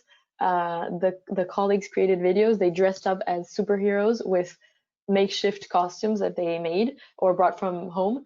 and they dressed as superheroes and they made a whole video in the office space, and it's really funny, and it's a really great way to diffuse the idea that, okay, we're in this cube competition, there's a ton of things that we need to do, let's make it fun, let's be able to joke about it with, you know, among ourselves, and kind of make fun of ourselves doing this, but at least we're disseminating the information, which is important, we're raising awareness, and we're acting. So we've really seen all kinds of things, and for us this award was something to boost participation, boost motivation, and collaboration. So really creating a collaborative effort, ensuring that it's a collaborative effort, because that's what's really at the heart of CUBE. And to touch upon some sociological studies that we've conducted on CUBE participants, and that Cedric is going to touch upon in a few minutes. Just to go back to the categories for Dr. Quinalet.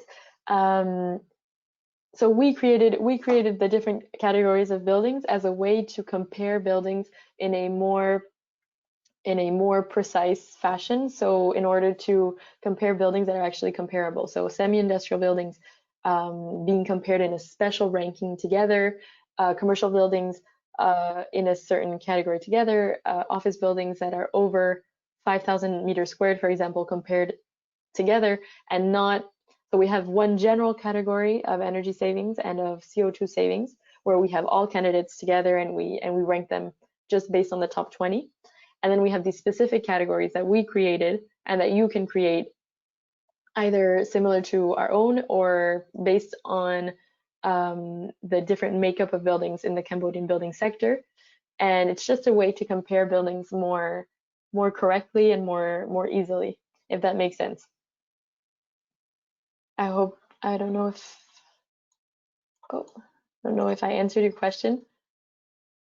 So we created these categories because the competition is open for all non-residential buildings, and for us it's important to compare apples with apples. And so within non-residential buildings we have so many different types of non-residential buildings, and for us the idea was really to be able to compare apples with apples and have a consistency and a legitimacy in comparing, for example, comparing a 17,000 meter square building last year with another large office space of the same surface area or similar surface area, and not comparing that large orange building of 17,000 meters squared with a small SME, for example, because it's not comparable. So the savings made in one are just not transferable to the other. So we do it for comparability's sake, and to be able to compare consumptions that are actually similar in activity sectors that are actually similar. If that's clear.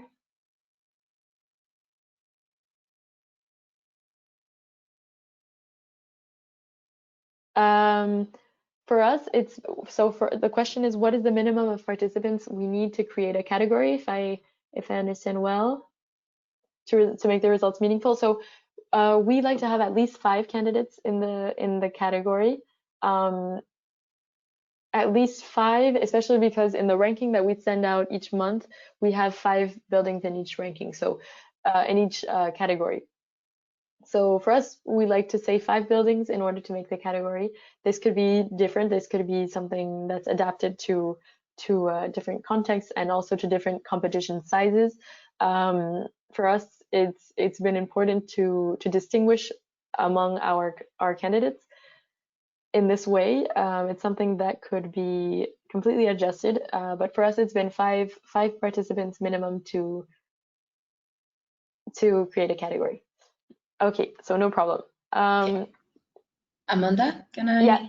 Yeah, of course. Yeah, in our specific case, like how much additional work does it create for you to have categories, to have subgroups or things like this to compare? Because, for example, when we were discussing with the restaurants, they would like to be compared among themselves.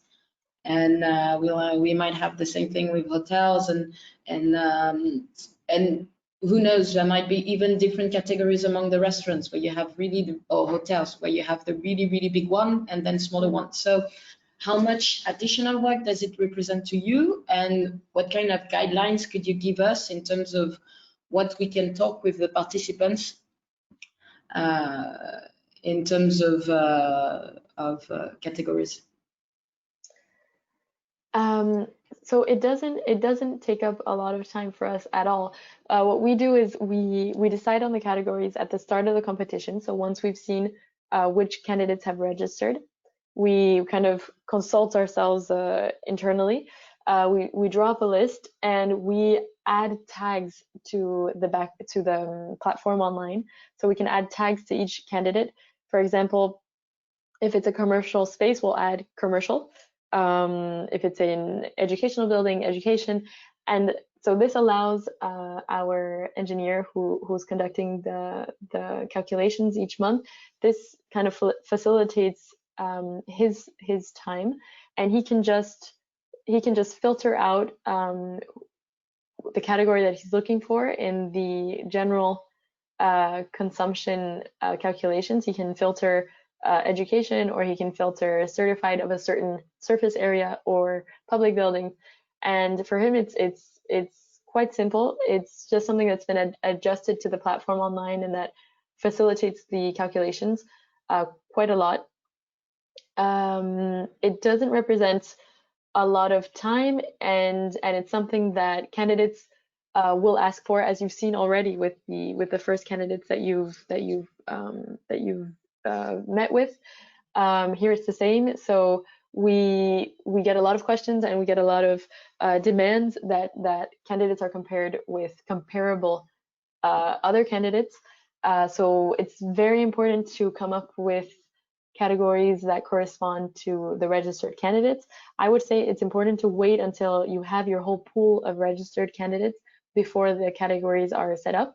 Some general ones can already be brainstormed, but for example, I'm thinking with hotels and with retail, so with restaurants, for example, I think it would depend on the amount of buildings that you have in each potential category to create the category, and then you'll be able to know if among retail spaces, among restaurants, you should create a subcategory, for example, for I don't know, franchises or fast food, or I don't know what you're looking at specifically. But I think it would be, my advice would be to wait until the buildings are registered to create these categories, but to to know that you can be flexible in creating your categories, because it's just something to add very quickly to the platform online as a filter. And I would say in the recruitment phase, it's something that you can definitely do. So it's something that you can tell potential future candidates that it's possible, and it's something that can be added. And that would be, I think, a benefit for them and their participation. Okay, so actually, because of some of the comments that we've had so far, maybe what we can do on our side is work on if you register more than 5 buildings of each type, then we are able to create subcategories among the restaurants. So we put some criteria, because as we have the association coming, they will be sending it out to their members. So we can put some conditions for them if they want to have what they exactly want, for example. Yep. Okay. Yeah, exactly. And I would say, I think it would be even more interesting, but it'll depend on the amount of candidates that participate. I would say it would be even more interesting if the 5 participants in each category are not the same company. For example, yeah, so like, I don't know, 50 buildings from McDonald's, let's not have, them all make up one category, so that there can be some diversity in the results and in the competitiveness and all that. Okay, clear. Thanks a lot. Okay, no problem. I'm going to continue. So here I was just going to touch upon some quick facts on some sociological studies that were conducted on CUBE.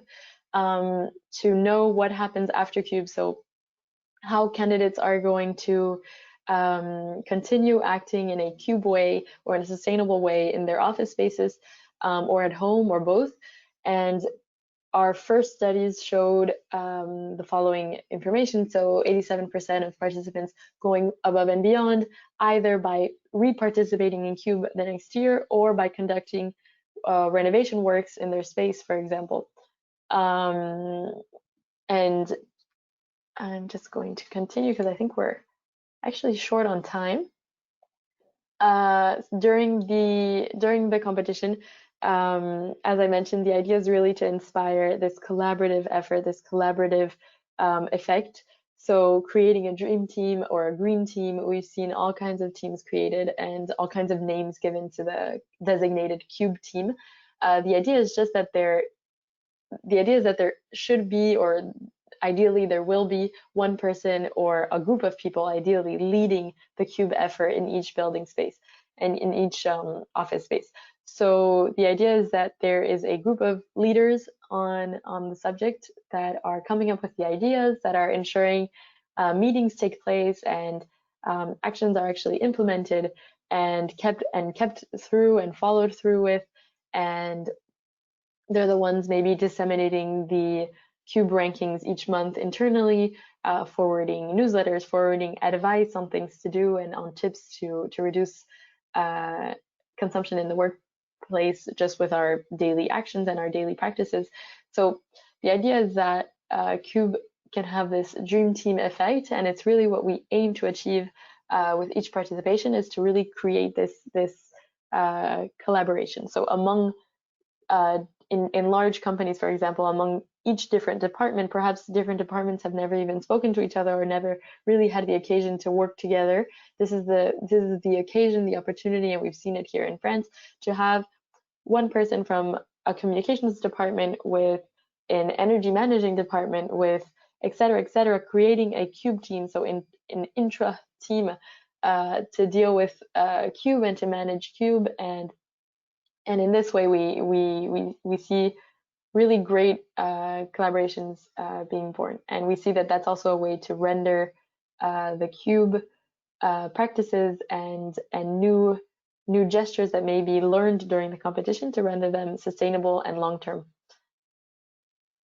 So these are just a few photos of CUBE participants throughout the years at kickoff events, or just having their own events during the year, so they can organize whatever they want during the year on top of the events that we hold.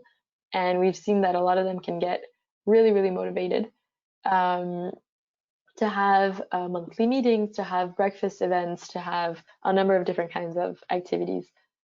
And we've also seen a number of different creative ways to use the resources that we provide in the candidate space and to appropriate these to their own needs. So we'll give kind of a general amount of information in the candidate space, reports, studies on energy efficiency in buildings, on behavior change, and we'll also give a few templates, so newsletter templates or flyers templates kind of ready to be adapted to a given building's given company's building and CUBE activity.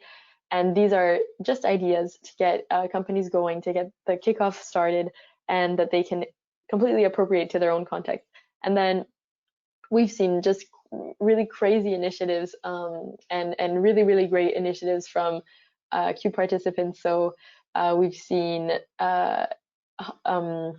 treasure hunts being created. So there's a small picture at the bottom right.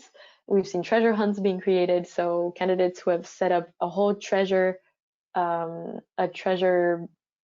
hunt. So with the treasure being, information on CUBE at different points, giving I'm forgetting my English, piste, giving ideas of where more information could be.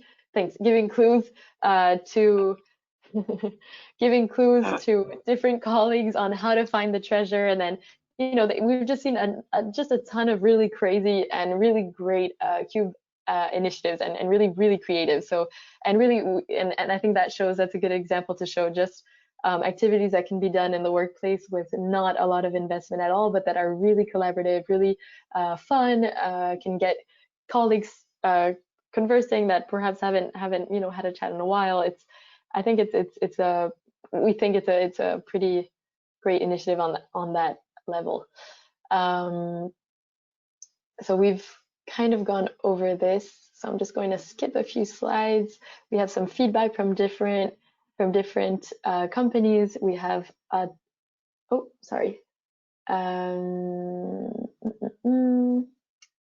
does Cube provide service technical solution to the candidate? Do we work on technical tips and operating tips that can be made in the buildings? If that's a question, we do. Yes. So if that's the case, that's precisely what we send in our monthly newsletters and articles. What we try to do is, and we'll touch base on what we put in our articles, what we put in our newsletters.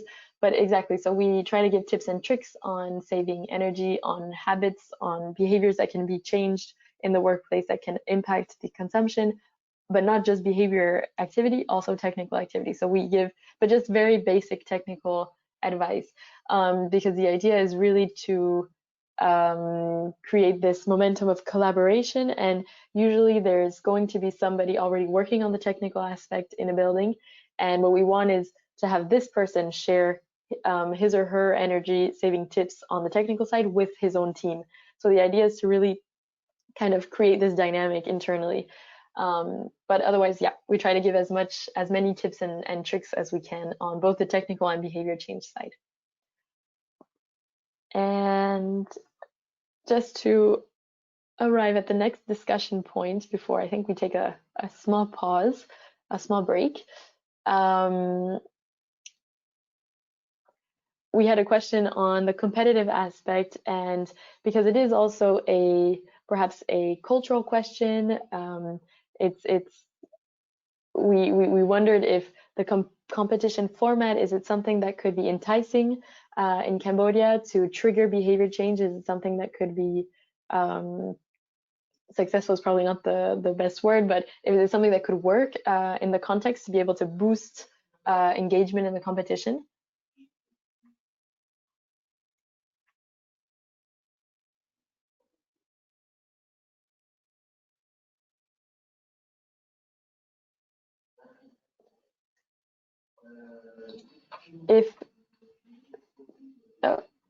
I'm not sure. Yeah.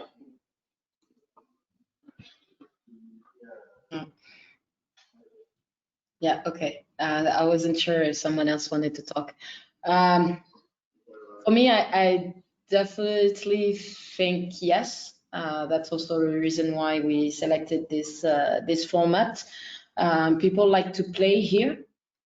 So as long as we are able to really gamify this, and I think the smart thing will be to be able to gamify it so that it is accepted locally.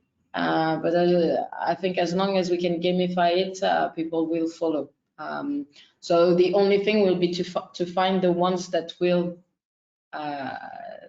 like what you call the green team that is able to engage with the others. Yeah, if I may add, I agree with you, Cecile. Here in Cambodia, people love to be entertained, and they love. Question? Can you hear me, Amanda? Yep. Just back to slide 25, because I have been interrupted at that time. I have a question on slide 25. Let me get back to it.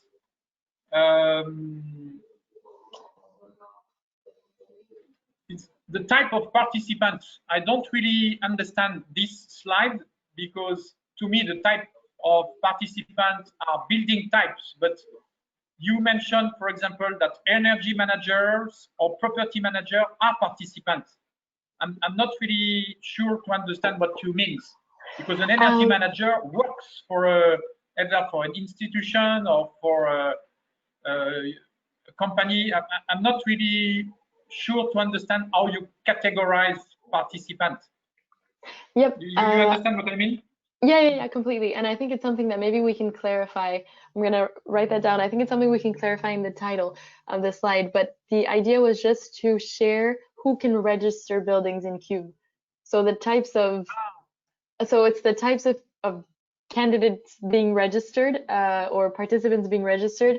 The idea is that not only landlords can register buildings or not only tenants can register buildings, but we can have property managers, facility managers, energy managers, etc. That was the idea, but I can see your confusion, and I think it's something we can modify for other workshops.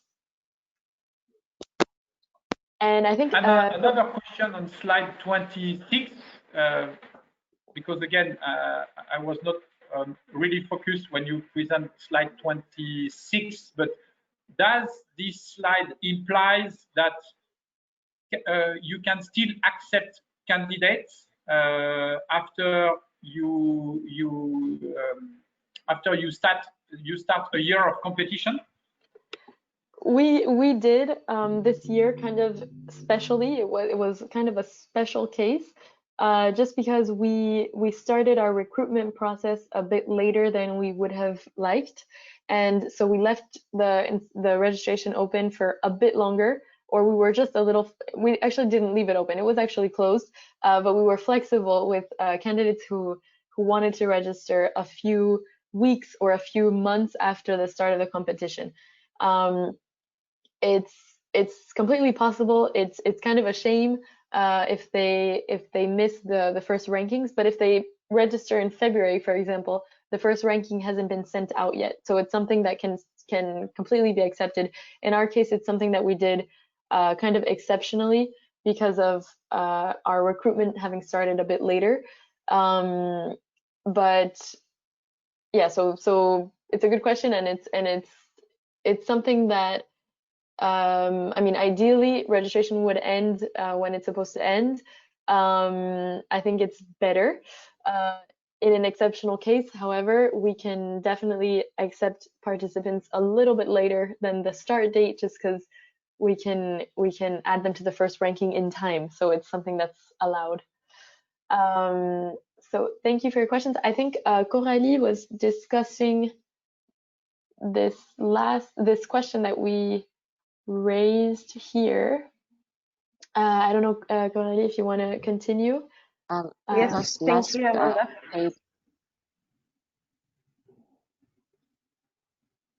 I don't know, should I talk or not?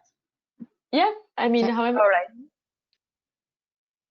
Yeah, so I was just to add something to what Cécile was saying is, yes, indeed, Cambodia.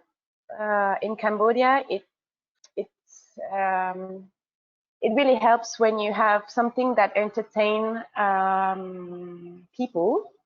And so it really worked when you have something through games, but also like they really love all the pictures, competitions and stuff like that, and something that is actually actionable. So means that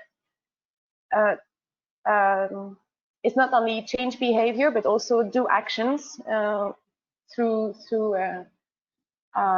tips or recommendations or whatever, but something that is really really real and can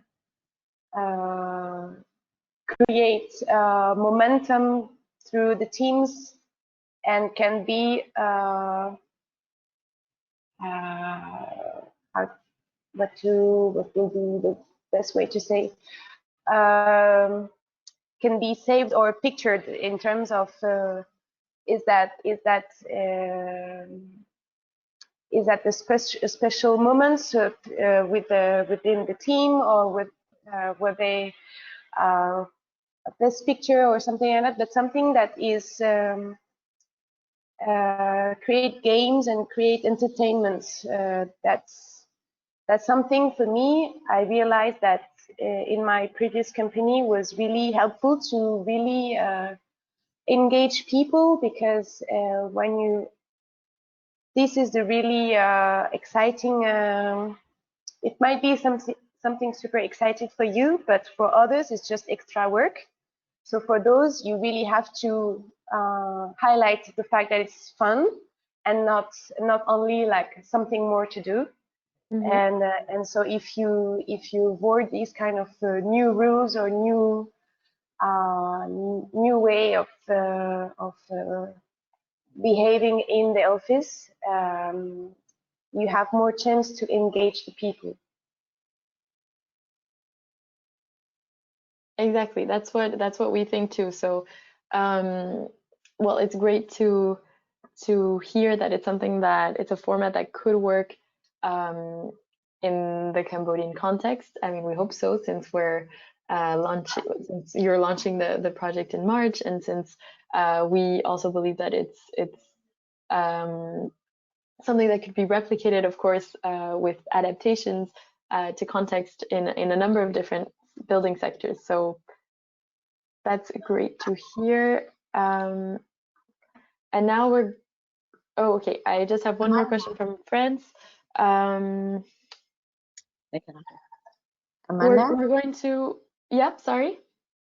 Okay, I want to ask you back the question on the rule of the register. Maybe I misunderstanding, because in the previous slide, for example, you mentioned 51 candidates from 241 registered participating. Yeah. So what does it mean by registered building? And or how? I just don't understand in that point. It means that the 51 candidates, so the 51 people registering buildings, registered 241. So some candidates registered over one building, and that's how we arrived at the 241 buildings. It was just to explain the makeup of the 241 buildings in the competition. So how many companies or institutions are behind the participation. It was kind of to explain, we may have 260 buildings participating in the competition, but those buildings might, for example, there are 49 that come from the public sector that are registered by one ministry. There are also 49 that are registered by one company. So there are 20 that are registered by 2 different or 3 different companies. So it was just to kind of explain the makeup of the breakdown of the registration of the registered buildings, if that makes sense. Yes. Okay. And once again, could you explain the same question as promised asked before about the list of the participants? I mean, the slide before this slide. This one. Yes. I still don't get the type of participant. What is the relation with the candidates, and whether they are the kind of competitor in the competition, or what? What does it? So for us, the type of participant, what we wanted to say is that we could have landlords registering their building. We could have tenants registering into the competition as well. We could have energy managers registering the space that they manage in the competition. We could have property managers registering properties that they manage for other investors or landlords. And the idea was to show that we have different types of profiles. Sorry? I think I heard France, but I couldn't make out what you said.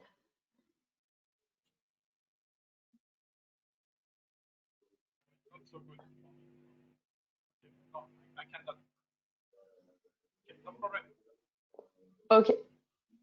Okay, I hear you. I hear you really far away, so I can hardly make out what you're saying, but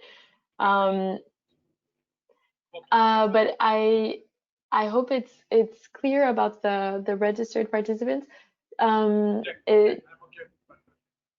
Does that make sense? Yeah. Okay. So I think it's thank you for your questions and for your comments. I think it's definitely something that we can improve in the slide so that it's clear. So I will text you. I will text you. Okay. I will text you my name now. Okay. Thank you.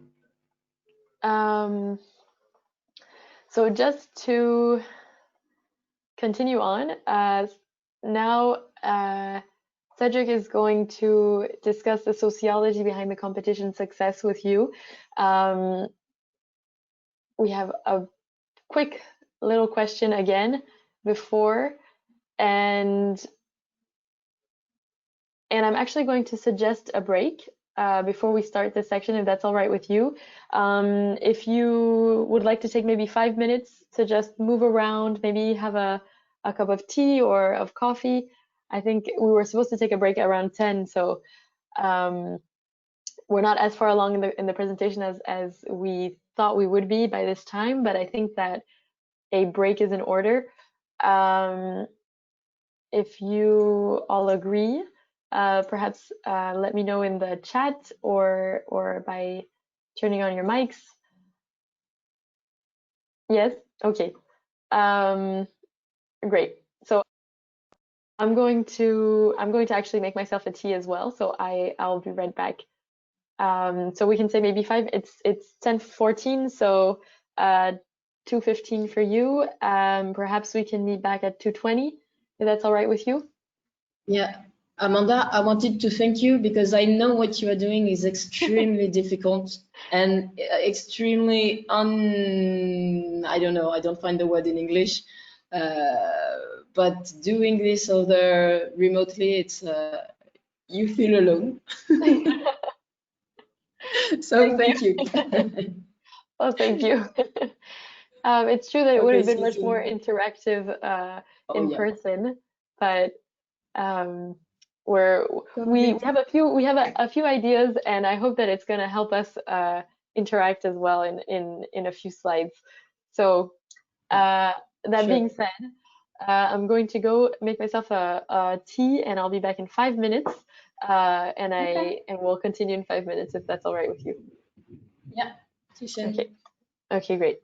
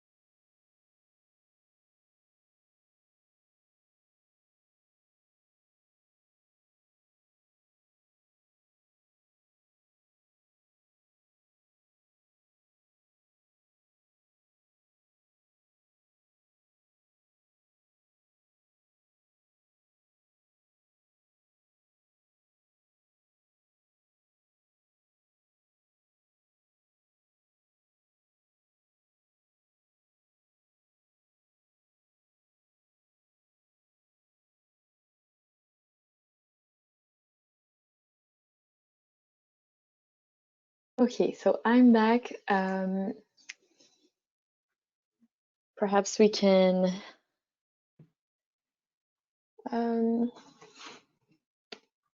write down or comment.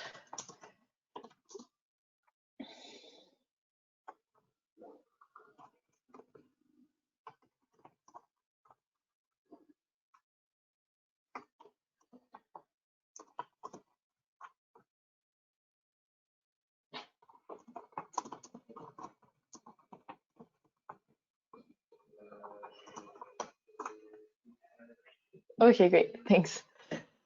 So Alize and Chloe are back. I'll just wait until everybody confirms, just to be sure that everybody's back. We can wait a few more minutes. I know that moving for those 5 minutes was helpful.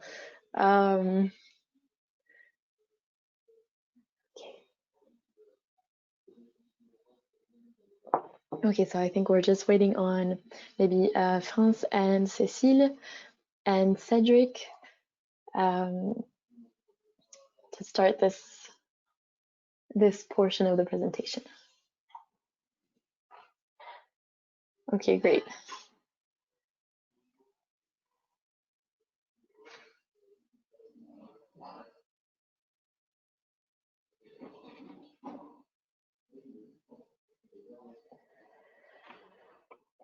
So Cedric, Cécile, and France, if you can just let us know when you're back, if you're already back. I'm back. Okay, great, thank you. So we're just waiting on Cedric, I think. But I left the. I'm there too. Okay, great. Do you see me? I have the chat open. Yes, I do see you. Okay, yes, I'm there. I thought I was invisible for a while, but so I'm truly there. Okay.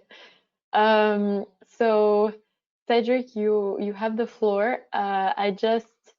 We had just this one question to kind of start on the sociological aspect. So how can energy efficiency actions and initiatives become long-term and truly sustainable? So if we can maybe begin the discussion with our Cambodian counterparts' perspective and ideas on this question, that could be a way to segue into the sociology of Cube.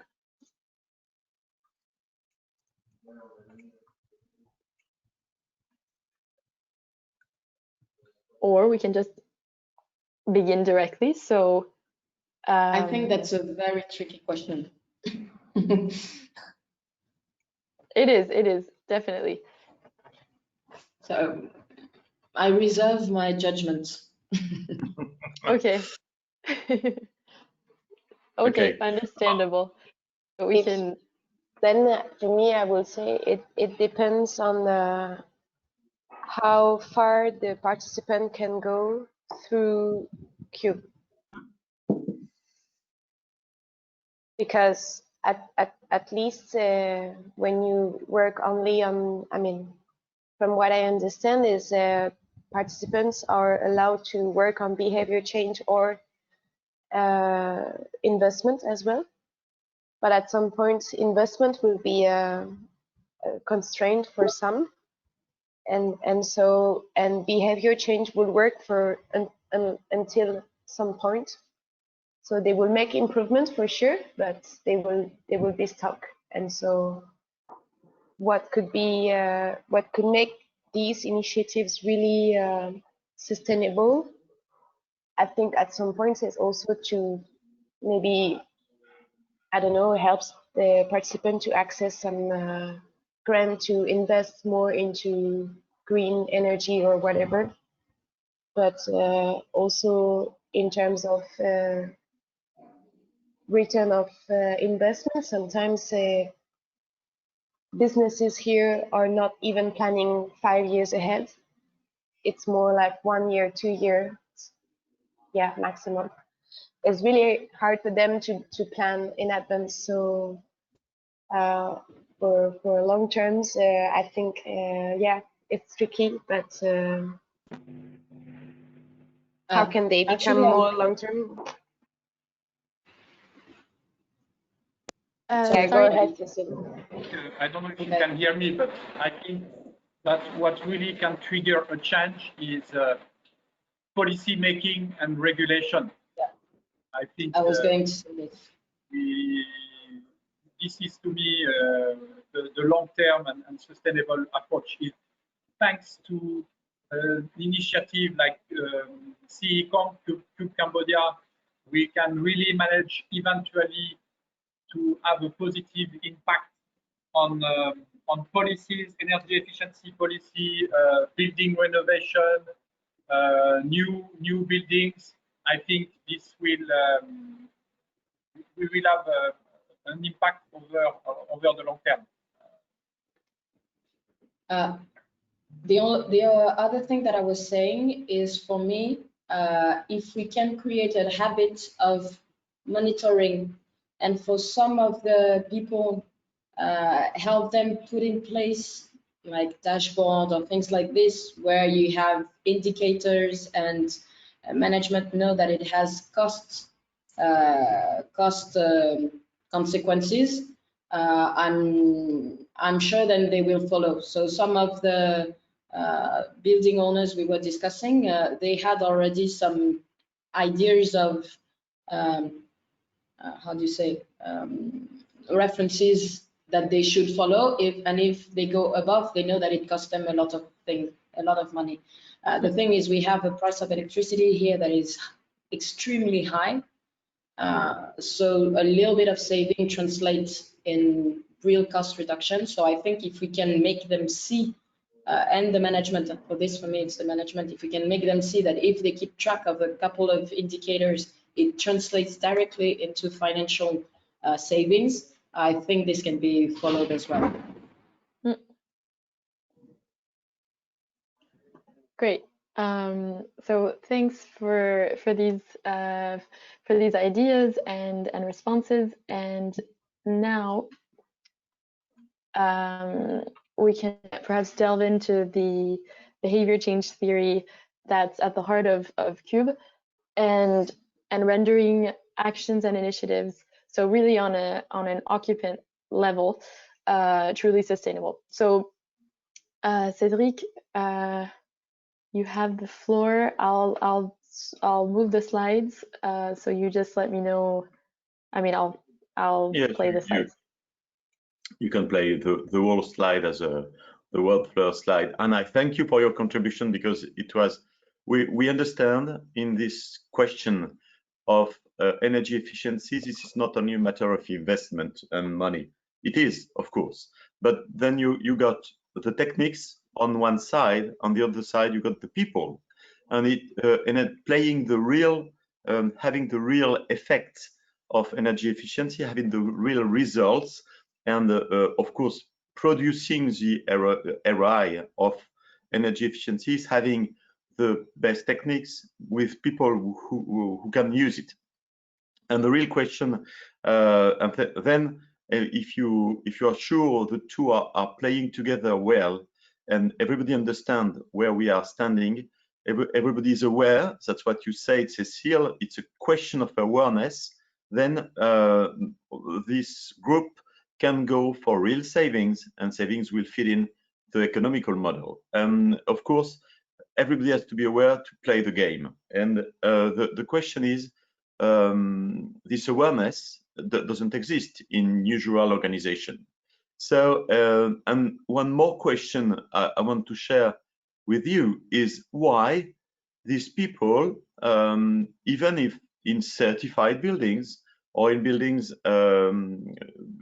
in companies or with a good CSR and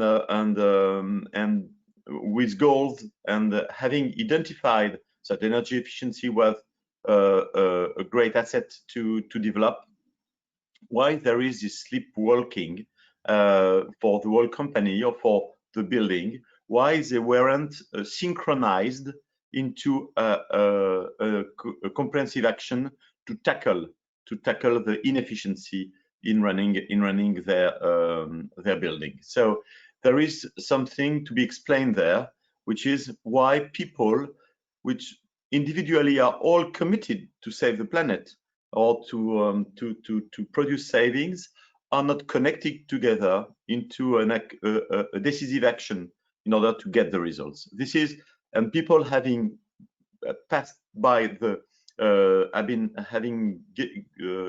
got through the Cube process. At the end, said we got some people saying, why didn't we thought of that? We have been chasing energy efficiency for 5 years, but with this complete action with everybody, we had some result we didn't achieve before. Why? We have been chasing that for 10 years, but then we got the results.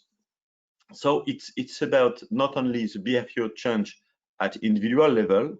Individual level is very important, but then there is a social part in it. There is a deadlock into the organization because people are running their business individually. They are going for their goals, and they're not aligned for collective action in a one-year collective action that does Cube and produce more results than individual action on not synchronized action. So we got through this this awareness. We got aware that it has to be a whole organization project for 1 year, 1 year and a half, and then it produces very good results. And this is about Cube. So we had the chance to go for a sociological study in order to say why this organization is performing and why this organization is not performing and is blocked or deadlocked around something. This is the SocioCube we are presenting now, and we got through these questions in order to know why, how you can achieve the performance with a group, and of course how to take energy as a project for the company. So here are the fun aspect helps, the competition aspects help to mobilize the occupants and to enlarge the people taking care of energy efficiency to the whole building for 1 year. And it's time to have fun, because if you don't have fun, energy efficiency is boring enough to make everybody sleep. If you speak of that, if you don't make it fun, it won't work. You can change. So what we've seen in certified buildings, in certified companies, people with green lease, people with some, let's say, very theoretical background, and having implemented a lot of routines into contracts, into papers, into procedures, they were not producing the result.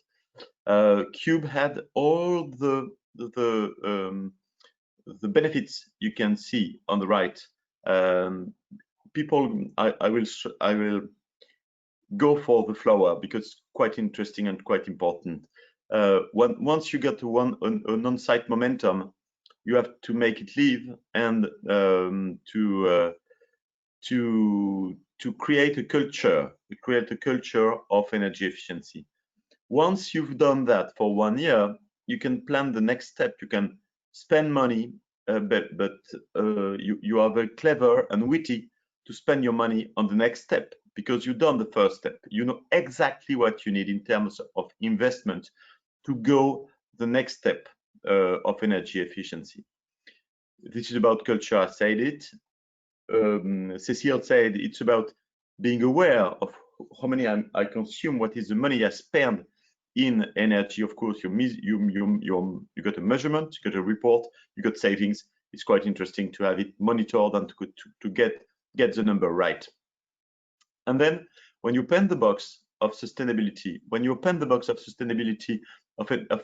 so old plain energy efficiency in buildings, you open the box of, I want to repair the planet. I want to fight back on climate change, etc. And then people are getting in all the ways possible to you are opening citizenship principle. You're giving a way for the insiders of Uberlink to open their thought on whatever concerns them to save the planet. So we've seen people determined to go for a cube result, and then implementing a waste management, implementing a good water management, implementing whatever, biodiversity, of whatever the goals are, because once you're asking all the people in the building what they care about the planet. And of course, energy efficiency is part of it. But you'll be surprised to see what come out in Cambodia. Green lease, it's a common practice for multinational companies and owners, investors, to have green lease. But green lease is a good old lease with some green specification in it. And this is not about doing a common project of progressing. Green leases are very poor, generally poor, and an exceptional green lease will share a common investment, a common project, etc. But we measured that it's about 7% of the lease which are moderns and go for a common and shared plan for energy efficiency and carbon reduction.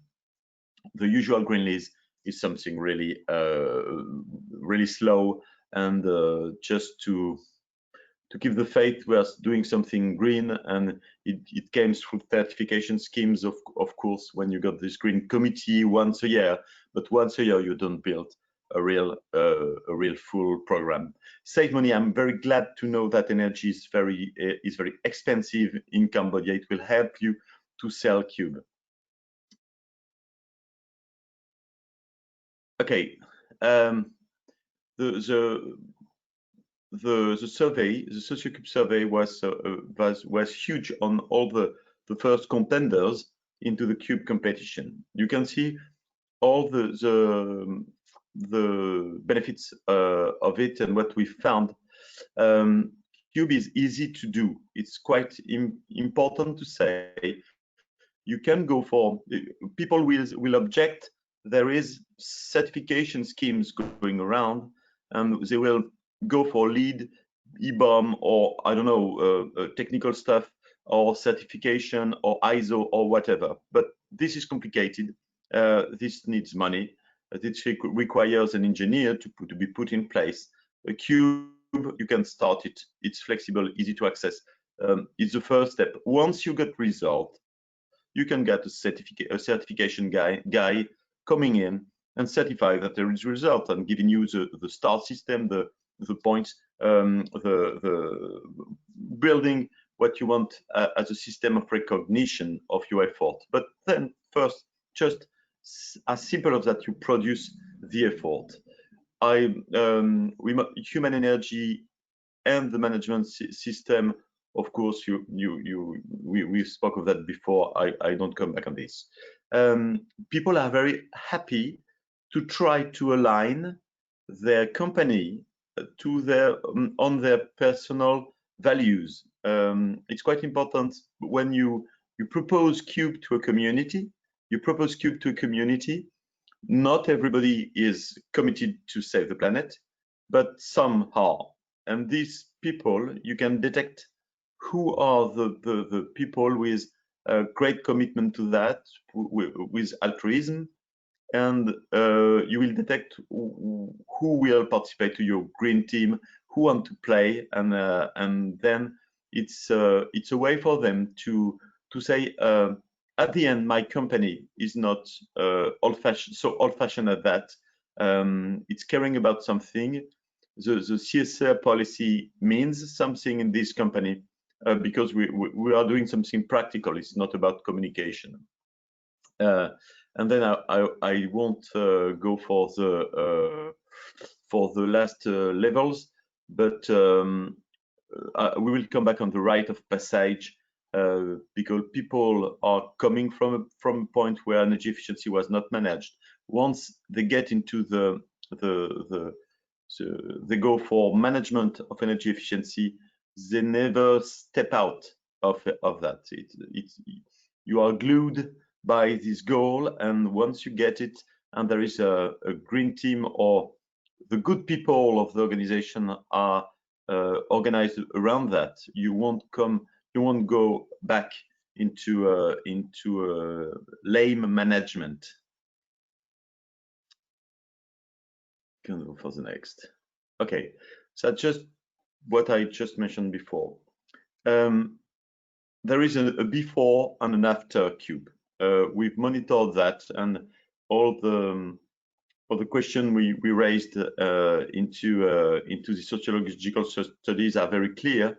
Once you go for a huge effort on energy efficiency and you are happy of your results, these are the conditions. These are the conditions. You're happy of your results. You want to maintain or to progress more. 87% of the people getting through CUBE were willing in this survey to go further. They won't accept to stay at 10 or 15% of energy reduction and carbon reduction. They are amused and interested to go further. So we got some videos and some extract maybe online of people saying that, okay, once today when I'm getting out of my building, I review instantly and I spot the light which is not switched off, and etc. The technical guys getting out of semi-industrial facilities got this sense of what's not cut, what's not switched off, and what it has to be. So we've seen that, and this is what you can try to tell your candidates to seek the persons who will take care of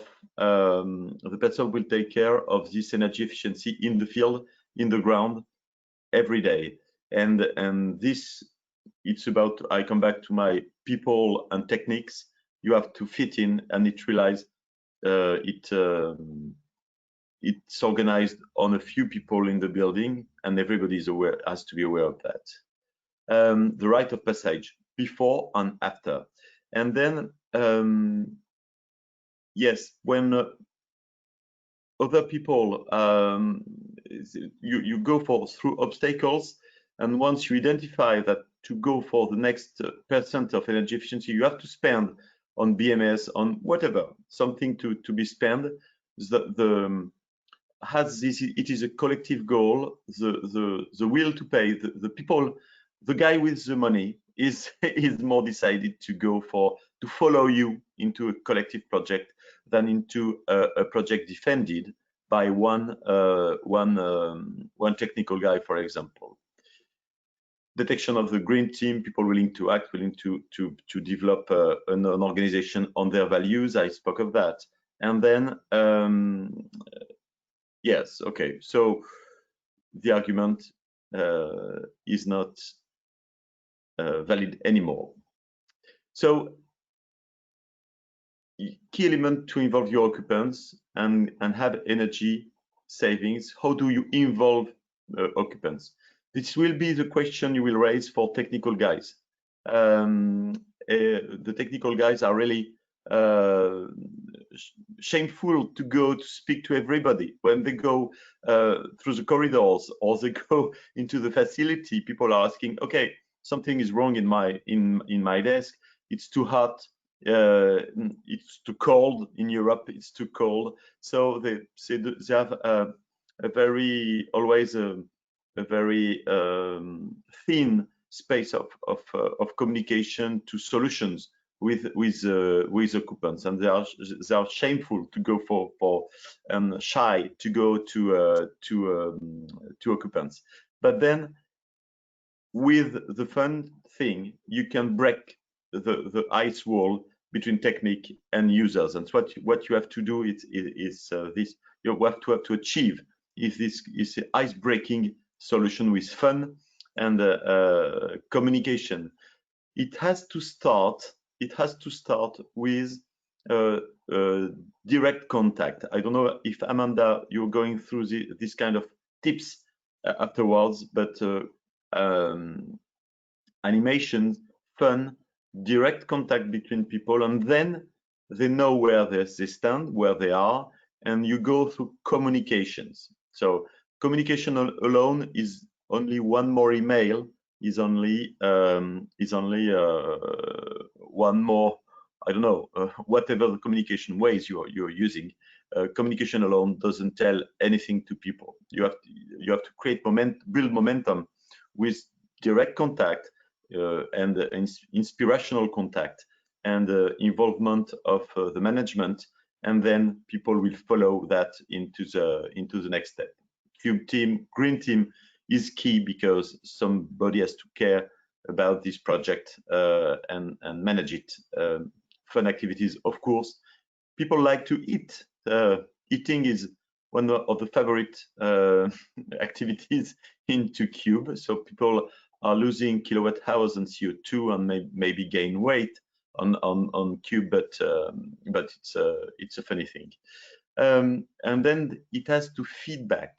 Once people are all involved into an action, a one-year action, every month you have to feedback and thank them on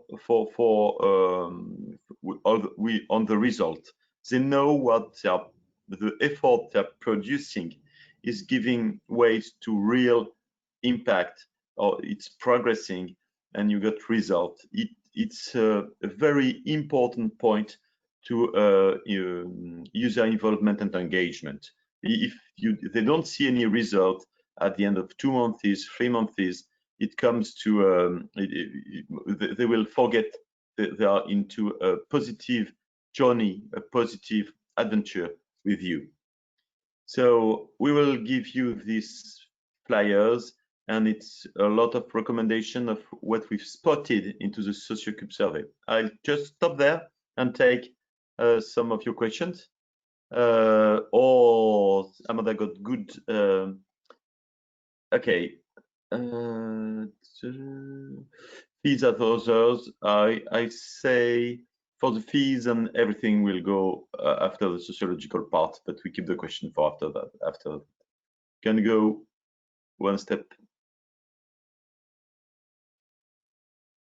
Yes. Can you? Okay, I will try to answer that. Okay, go for the plain old.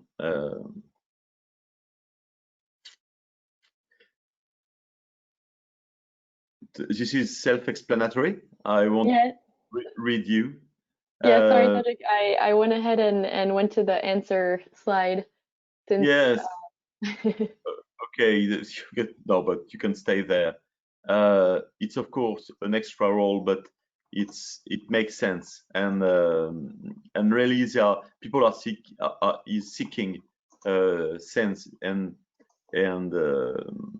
empathize with this proposal to go for an extra thing. We love to achieve something in work, but we also love some extra missions, extra things, and what is extra. To the coffee corner, we do love what is extra. So it develops a parallel and not totally official network of people working on something fun. You can go for next. And this is key. You got here you got 80 or 100 pages of sociology into one slide. So please do focus on this one. Why will you move forward if you are one employee of your company? If you are an employee, why do you? What are the conditions for you to move forwards on environmental action? Why will you take action? This is the 5 factors that will free you to go for environmental action. The first is a sense of organizational justice. If effort is asked to people in the building, but the manager got into his Cambodian super building, got his room at 18 degrees with HVAC and at the top, and so he's freezing into his office. It's not there's no justice. People wants everybody to be in the movement, or nobody. There's no middle point into this. So there is a justice into how we are treated, who is producing the effort, and it has to be everybody. This is key. You cannot have the manager of the building or the site or the company behaving as a pig, environmentally speaking, of course, etc. Of course, you got your values, attitudes, habit, motivations, second factor. You're coming from a very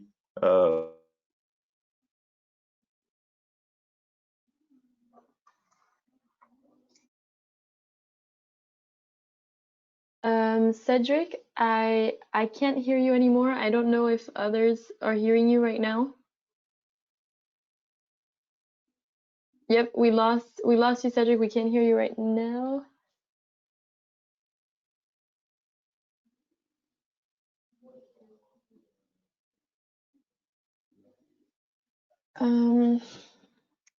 Just gonna give him a quick call.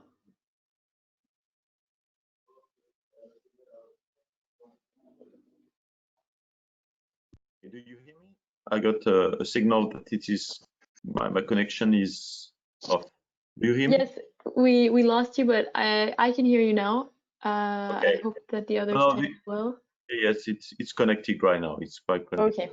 So I was on implicit behavioral control. It's, do you have control of what you ask me to manage? If the building is completely automatized and the BMS run the building alone, don't ask me to go for eco behavior in the workplace. Don't ask me to do something about it. You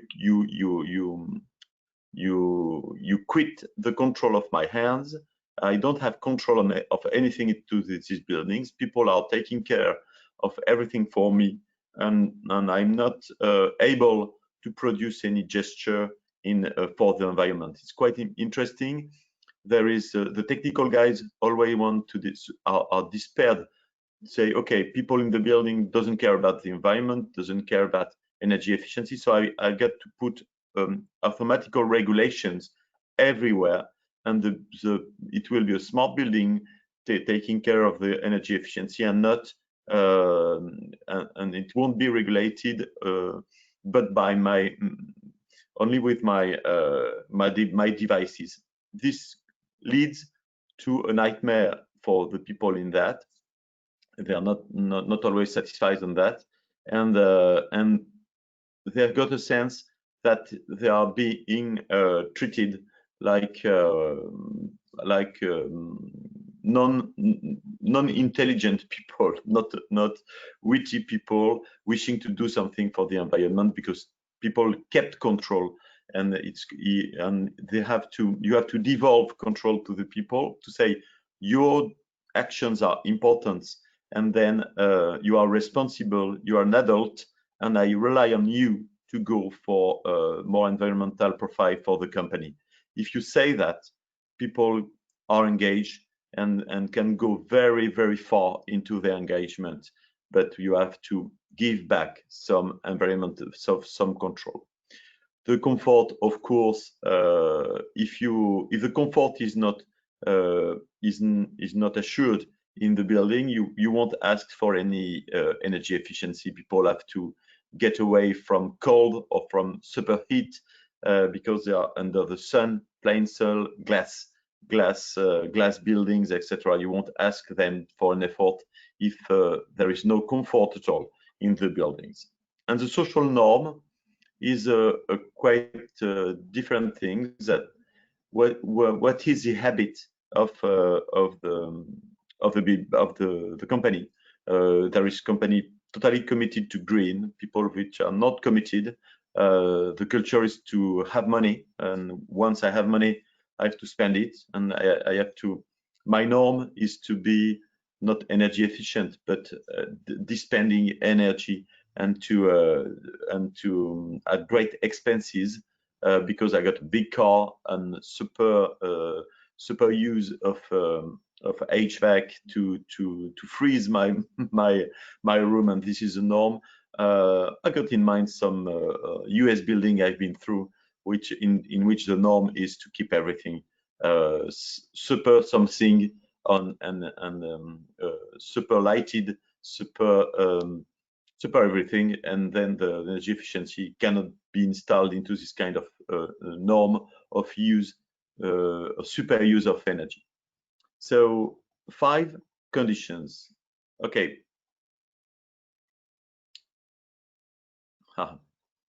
Which does speak. Go for the end to all this other slide, please. So transferring a habit is the people who have a sense of environment wish to align their company. You remember, they wish to align their company to their value. So they will transfer some these ecological practices they are doing at home, for example, or they are bringing with them from their culture because they come from. It can be because they come from not for the cities. They got from the land and they got roots into some other kind of living, and they can bring some new ecological practice, and they are natural leaders and they are naturally bringing solutions. So you may recommend to your candidates to find for their green team people wanting to transfer these habits and reveal these habits to the whole community. They are your best allies, internal allies, because they want to transfer. So we got a huge study on transferees, and it's a quite very super study we made, and we are getting public in next month on transferees. So this is the definition of transfer of the action. So this transfer of practices into home and work and back. There is some you can feedback, also you can transfer in the other way.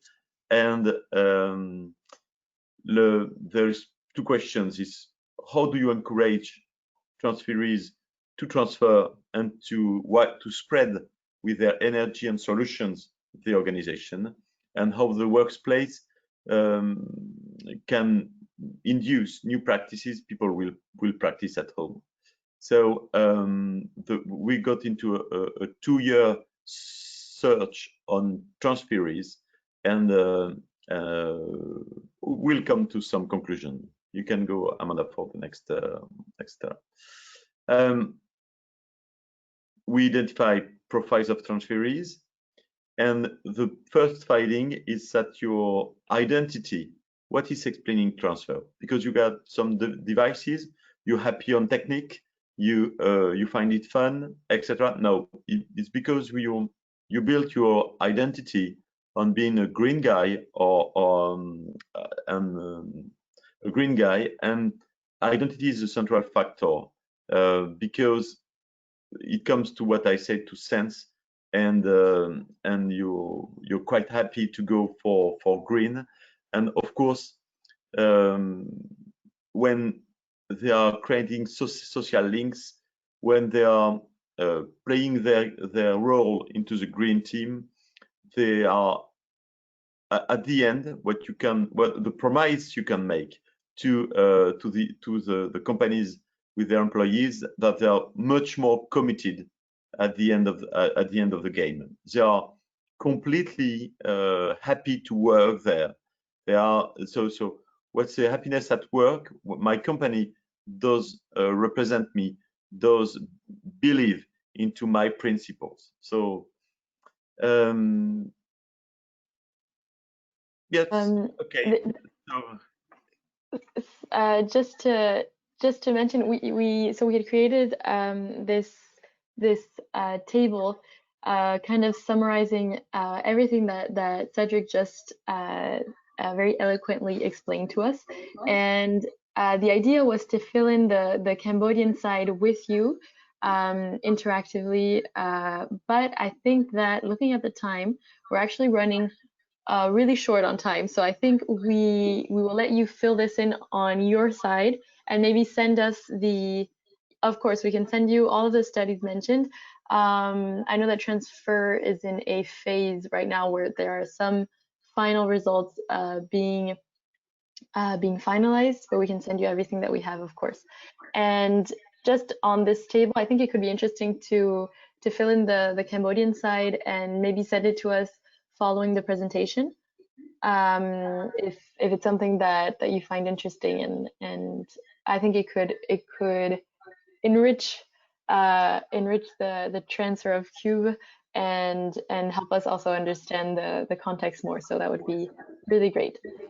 And normally we have a bit of a break here as well. Maybe we can take a 5-minute break, and also just to thank Cedric for your time on those slides and for your explanations. If there are any questions on everything that we've seen until now, please ask them now.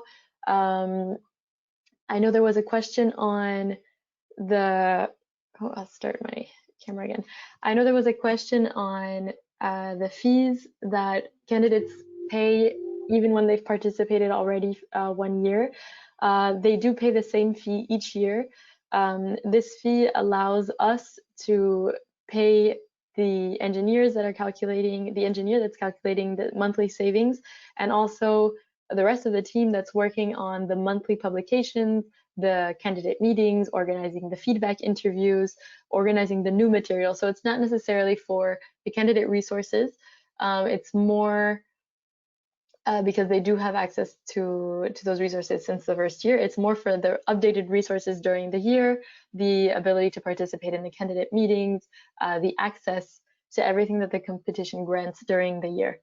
So it's the same fee each year. It takes the same amount of time to calculate the savings of a building that has participated versus a candidate that hasn't participated. So we try to keep that in mind when we come up with the fees and to justify them as well. I don't know if there are any other questions, but please. Yes, I have a question for all the Cambodian side of the meeting. Just coming back, because I already got my coffee, I'm abusing and breaking the breaking time. Do you have a sense that the top management will play the Cube alongside with the employees?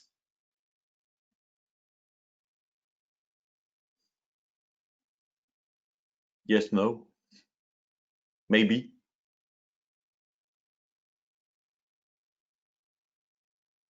Maybe I think maybe some people might have gone for a quick break. But I'll leave. Are we alone, Amanda? Okay. Mr. Sarin-chan. To be honest with you, we don't really have. Cécile and I had so far only 2 or 3 meetings with potential participants, and it's. I think we will need more time to come back to you with a meaningful answer. From a very high level perspective, and I think this is answering one of your questions, the level of awareness in Cambodia it's maybe is maybe lower as compared to maybe France. But there will be a diversity of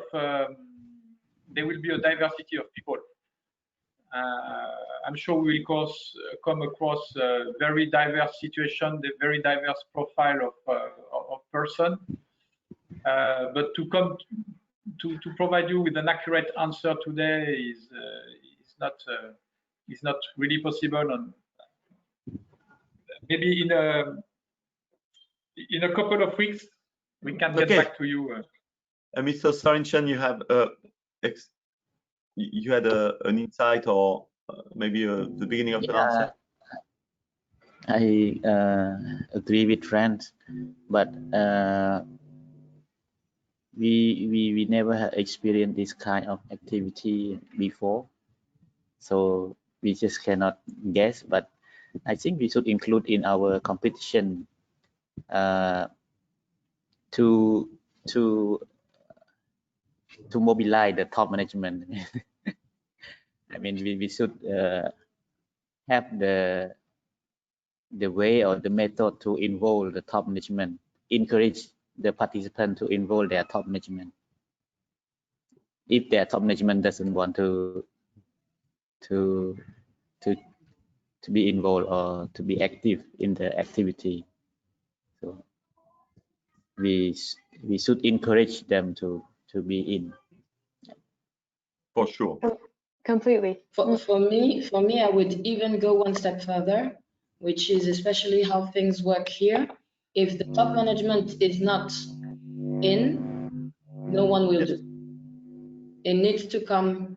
You need to start with, we are going there, a strong commitment, and then things, you can have creativity among the teams, etc. But if you don't have the top management, we won't be able to do anything here.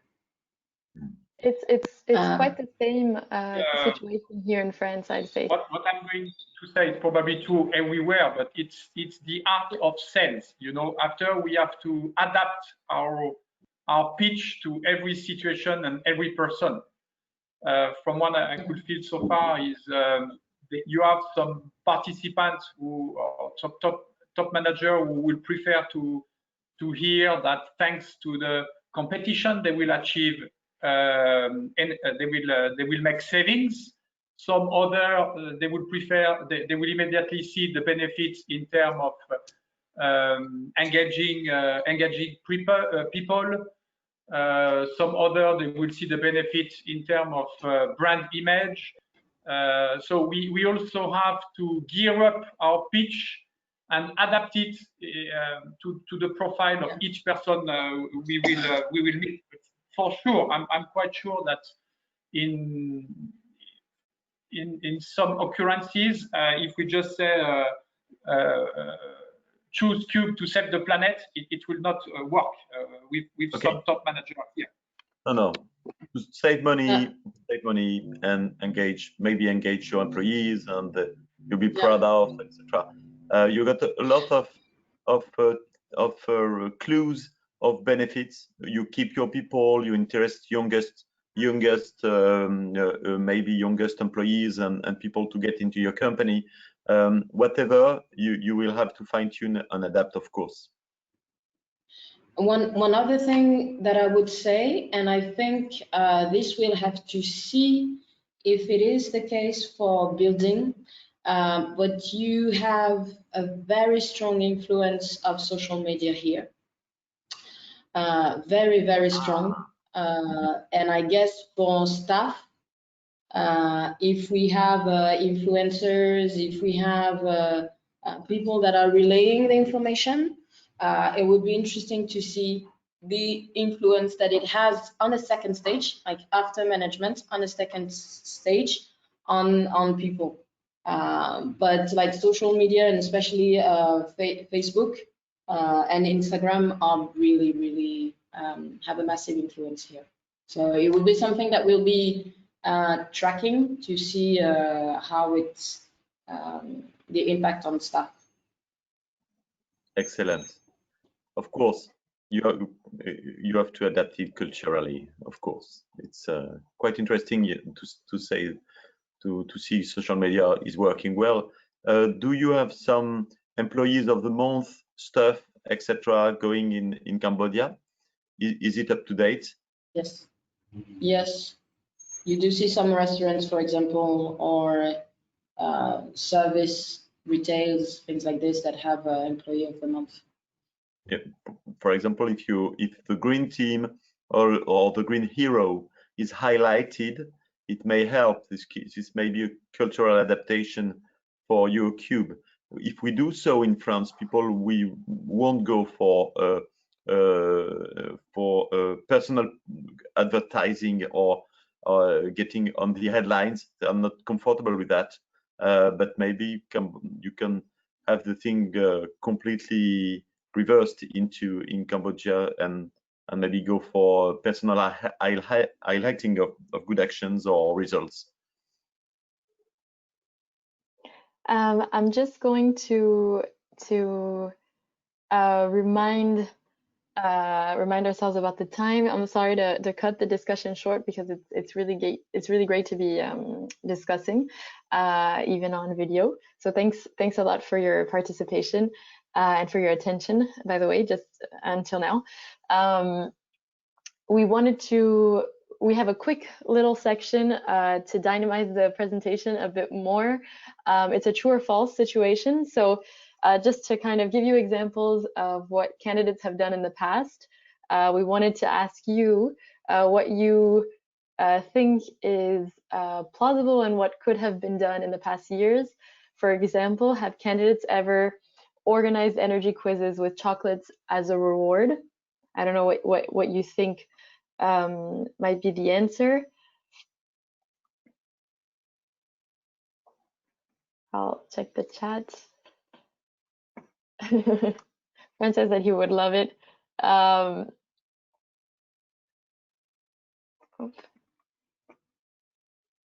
You can answer in the chat, or feel free to put your mics on, however you prefer. Okay.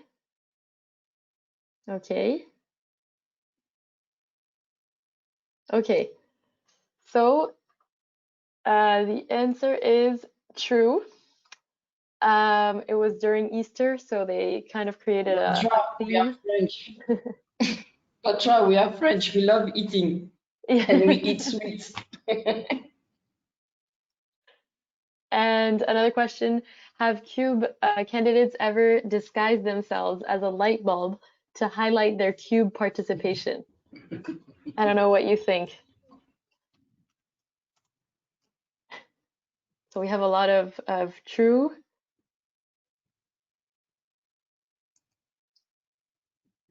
I think we'll wait for one or two more answers.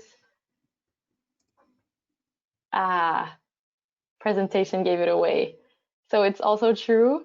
This is exactly at the building that Cedric mentioned. So the Cerema building in Lyon in France. Another great example of CUBE activities and initiatives to implement in the building with little investment, just fun, creative arts and crafts and collaboration among teammates. Another quick, and I'm going to go a little quickly through these because we're really running low on time, but do you think candidates have ever pedaled for 15 minutes a day in order to produce enough electricity to light their buildings? Yes. Okay, we have Francis says yes, yes.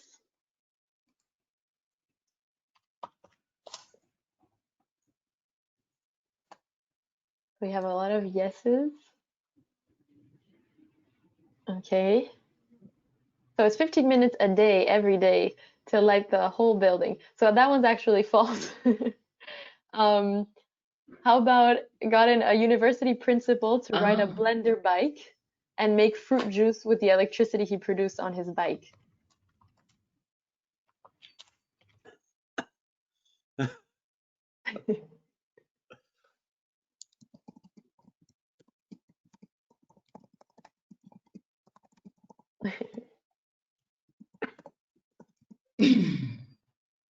So this one's true. I'm just gonna go a little quicker. So this is actually, yeah, exactly. So we've had a principal of a university riding a bike that a blender bike. So with the electricity produced, there was fruit juice being made on a table right by him. And this was a way for him to engage the students in the university in the project. The students and everybody actually, so all of his colleagues and everyone involved. No, it's not Cedric, it's a university principal. And like Cedric mentioned in the chat, we've also had oh no, I might not spoil the results of another question. I'll stay. Have candidates ever created teams on each level or each floor of a building as part of an internal cube competition? True or false? I hope so. True, true. Yes, so that's true. So we've seen this happen a lot of times in different buildings. Have we welcomed the environmental minister at the CUBE award ceremony as kind of the official godfather of the competition?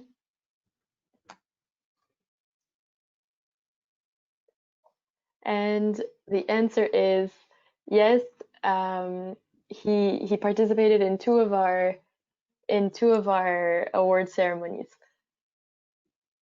and hopefully in our next ones. So, oh, I forgot there was another slide.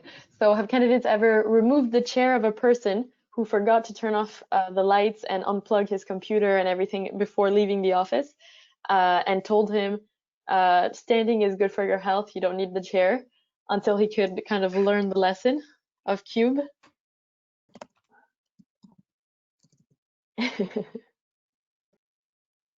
And Cécile is right, no, because that would be guilting, working too much on guilt, and it's not nice.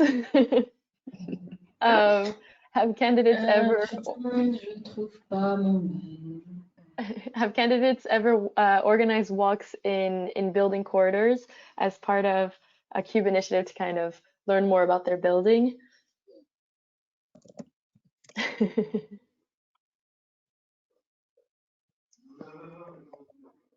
And the answer is true.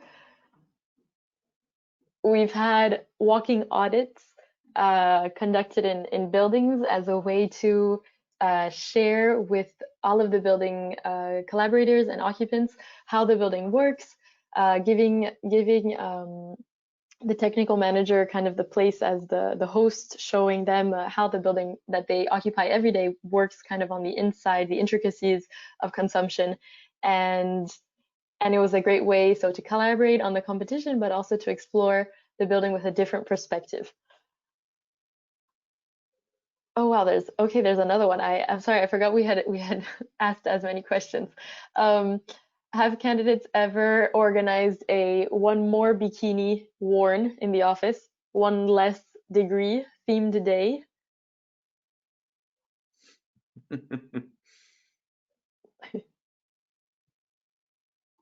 No. Have they ever organized one more sweater, 1 degree less themed day? Which makes a little more sense, right? Because with a sweater, we can actually reduce the the temperature. So yes, we've had candidates. We had candidates last year creating these corners where at the lobby of a large banking building, where they would inform collaborators and colleagues on the competition, what was going on, their rankings, and they would have different themes. And around the holiday season, during Christmas time, they had these gifts. So there are funny phrases on each gift, like "Don't touch my AC." My heating, sorry, don't touch my heating. So don't increase the heating. Just wear a sweater. Add more sweaters. Add more layers before increasing the heating and consuming more. And it was really an awareness campaign. And they were also giving out ugly Christmas sweaters and asking their collaborators to wear their ugliest Christmas sweaters as kind of a funny approach to the campaign. So it was just another creative idea of another fun CUBE idea. To move on quite quickly because we only have 40 minutes left. We're going to go through what a typical CUBE year looks like. So we've showed you the timeline at the beginning, and here's a reminder of the timeline. So your competition will begin in March. As you mentioned, the recruitment phase has already begun. This is kind of what we recommend, basing your competition on ours, but of course this is all modifiable and all the events can be adapted to your own calendar, of course, and your own ideas for events and everything during the year. But based on our model currently, the way that it would play out would be the competition starting in March, around late April or early May. There would be a kickoff event. In July, you would have the first candidate meeting. So the first meeting at one of your candidates' buildings to talk about CUBE, what's been done in their spaces thus far, have feedback interviews, perhaps have local service providers explain offers or things that candidates can be doing in their buildings, give tips and tricks. Same with the second candidate meeting. It's also a time to share rankings, discuss the competition, discuss how calculations are made. So these are really important moments of interaction and kind of fomenting relationship with candidates. So then the third candidate meeting, we planned it would take place in January of 2022. And then the end of the competition would take place in February. And you would have the final results and your award ceremony in May of 2022. So this is the way that we see the planning. And this is also how we start organizing each event and with how much time in advance. So we'll go more into details, but just quickly, the first newsletters, as we mentioned earlier, the first newsletters and articles will be sent in April if you start your competition in March. Because of the size of the competition, the amount of buildings that we think will be participating, we think that we'll be able to generate the historical baseline of consumption, so the reference average. We think we'll be able to generate it for you rather quickly. So you'll be able to launch the first rankings a bit more quickly than we would here, for example. And Amanda, let's see the final numbers that we actually registered, because we might be surprised. Yeah. Oh no. Of course. Some of the answers, we might be surprised to the actual number of buildings that register. Of course, and that would be even better. But just if we're at the 2040 building mark, I think I can guarantee that we could have this historical reference point by April. If there's more than that, then yes, up for discussion, and we'll have to see also on our side how the competition is going. But that would be great. So the more the merrier. And then we just kind of wrote down not only the dates of the events, but the timeline and the time it takes to organize the events, right? So each candidate meeting would require at least a month's planning in advance, and we'll go into details in a few slides on what that requires. So before the competition, so we already went over this question. I'm just going to fast track through it a bit. Before the competition, and really basing, again, just I want to reiterate this point because we're really basing the whole preparation of the competition, the whole coordination of the competition based on our experience.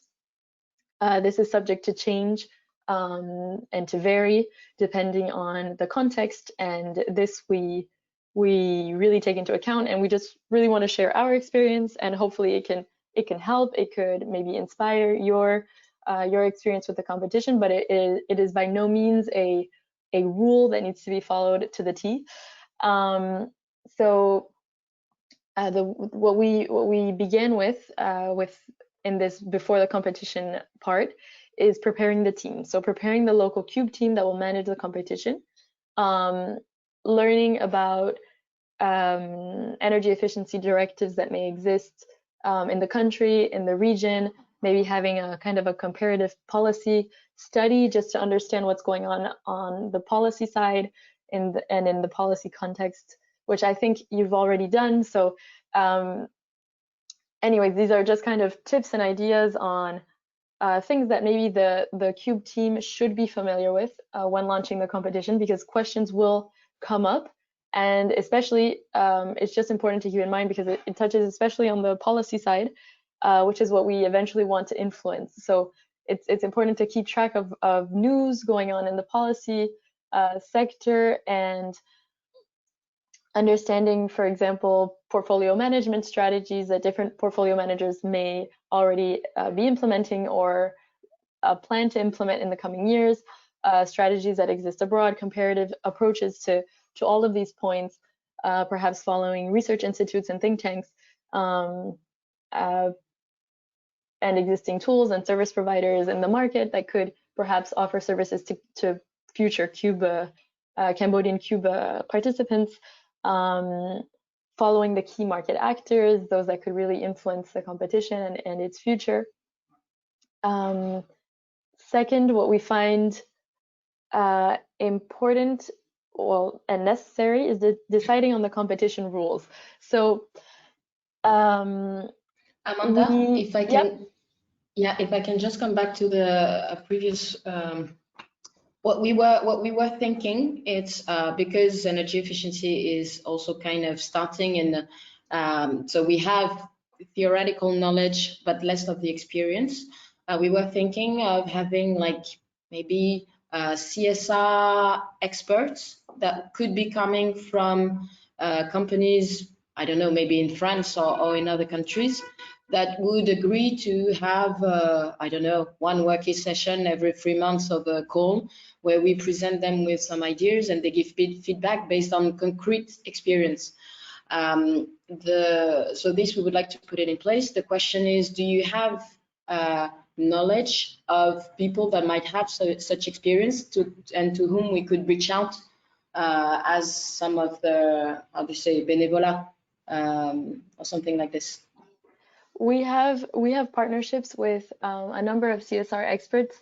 So when we write service providers, we're talking about service providers in the CSR department, and what they're doing is precisely that. So they're contributing to our CUBE edition by either offering their services to candidates, but it's always a plus. So it's something extra that candidates need to acquire independently or through us, but it's kind of an added service.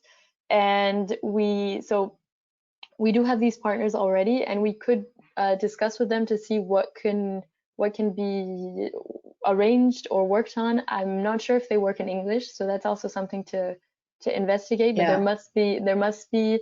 I'm sure there are companies similar, either our partners or companies that they know that are working internationally, and that could definitely have some clues or some ideas on how to move forward. Okay, because really the idea, I think, especially for this first edition, the idea is not to have any paid services in addition to the competition. Otherwise, we'll really have people running away.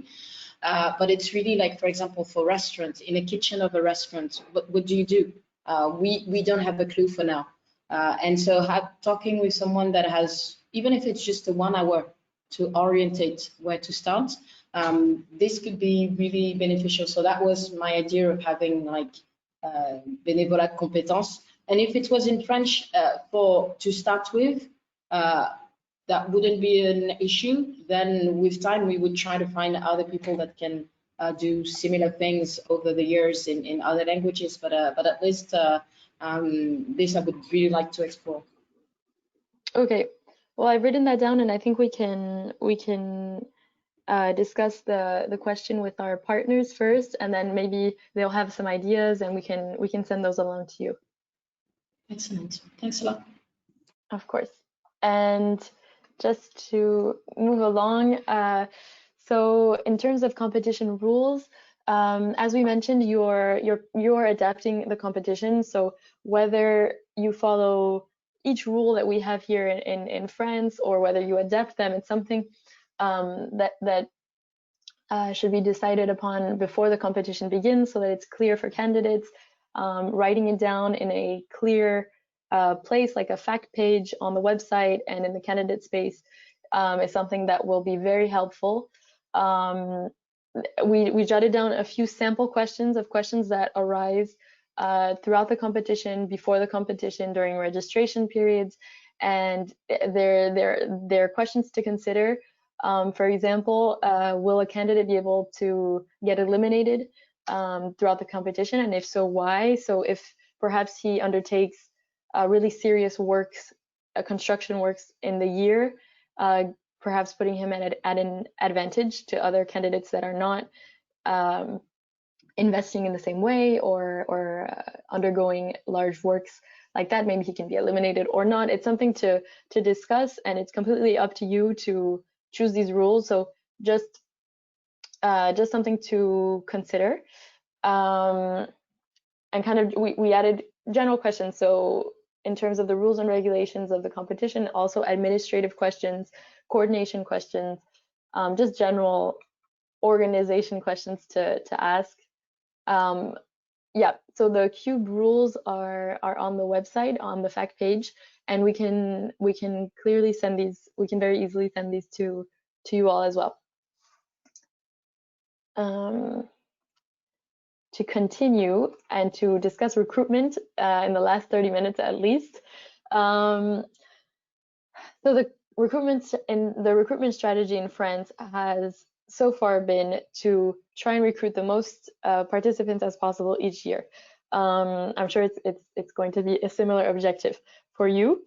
Our approach has been to try and form partnerships wherever possible. For example, with the state, with the Ministry of the Environment, that registers a large amount of buildings each year and is actively participating and really trying to engage a number of public buildings in their public portfolio each year. So it's a great added value for the competition to not only have private buildings but also public buildings. We have a number of private partnerships as well. So what a partnership means, how to set it up, it's completely up to you as well. For us, it's been participants who have participated with a large amount of buildings for a number of years that become kind of emblems of CUBE, and who are interested in being part of, who are interested in influencing, for example, in being able to participate in meetings, influencing the award ceremony, for example, how to organize it, who, by influencing, I mean, they could lend us an auditorium, they could, which is helpful to their company, of course, because it's exposing their company's presence in the competition even more. They're companies that are really invested in the competition and that want to be able to shape the competition's events or even communications in certain ways. It's completely up to you again what these partnerships consist of and what they mean. We've also tried creating larger networks of partnerships. So with universities, even with cities, it's something that we're working on actually right now for next year. So a cities network of CUBE competitors, so Paris versus Bordeaux, and Paris, of course, asking local buildings to participate in the competition and having an active role in the recruitment. It's a way to, these partnerships are really a way to also engage a large number of buildings. If, for example, one company that has many different buildings in the same city or in the country in general, if they can, you know, if one headquarters can motivate the rest of the portfolio, it's something that's helpful to recruitment and to increasing the visibility of the competition. We noted some key points on the right. So up to now, the idea has really been trying to form partnerships wherever possible, campaigning as early as possible, and having an active campaigning approach. So as soon as one competition ends, we begin the next recruitment phase. So yeah, the slide takes a little long to change, but so the idea is is really to start recruitment as early as possible. So one edition ends, we use the ending of one competition as the basis for next edition's recruitment. And what that means, I'm going to go quickly over the slides because we don't have a lot of time, and I'll come back to this one. So the idea is using events from the previous year, like the award ceremony, to not only be an award ceremony, but to also be a kickoff event in certain senses, because it's a way to shine the light on what has been done throughout a year, to shine the light on the results of a year's worth of competition, and it's a way to present the competition. So to new participants, but also to the participants that have already participated and who have had a great year, or maybe not such a great year, but who want to continue the effort. It's a way to ensure that they participate for the next years to come. I've said participate so much that it even feels weird to say it so much.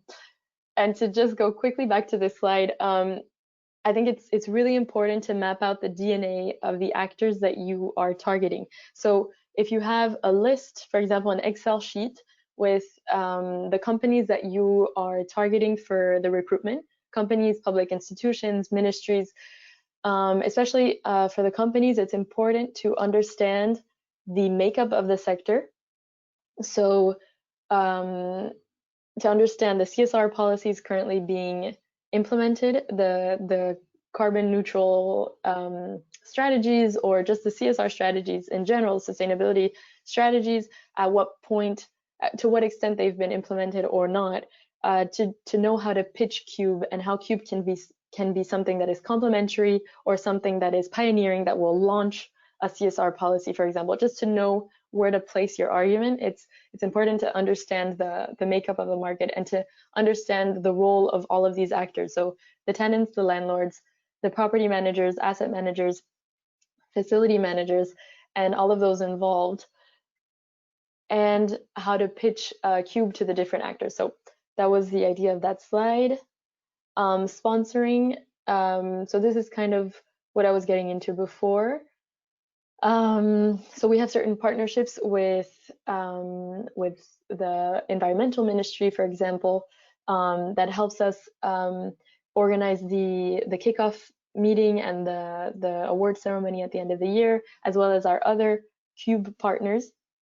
And what we do is we'll also hold a number of Cube partner meetings throughout the year. And with them, we'll go over the results of the competition. We'll decide on the direction of the competition. For example, with COVID right now, we're working with our partner organizations to come up with a solution to take the confinement impacted results into account, and how. I'm going to get to that area quickly. I'm sorry, the discussion questions, I'm going to have to skip them just because we have too little time left, but you have the presentation, and we would love to get your responses through email or at the next workshop. To go briefly into the registration method, these are also things to maybe consider during the organization. It's very detailed, but and it'll be easier to understand once you have your platform. But it's things to consider and to think about: who will be sending the welcome emails? How will the registration process take place? For us, it's as is written. So a candidate registers on the Cube website. You can see the registration page at the Cube 2020 website in English. We receive a notification on our end. We then create access to the candidate platform online, their candidate space access and login information. We send a welcome email with this access information, the login, the ID, the password that was created.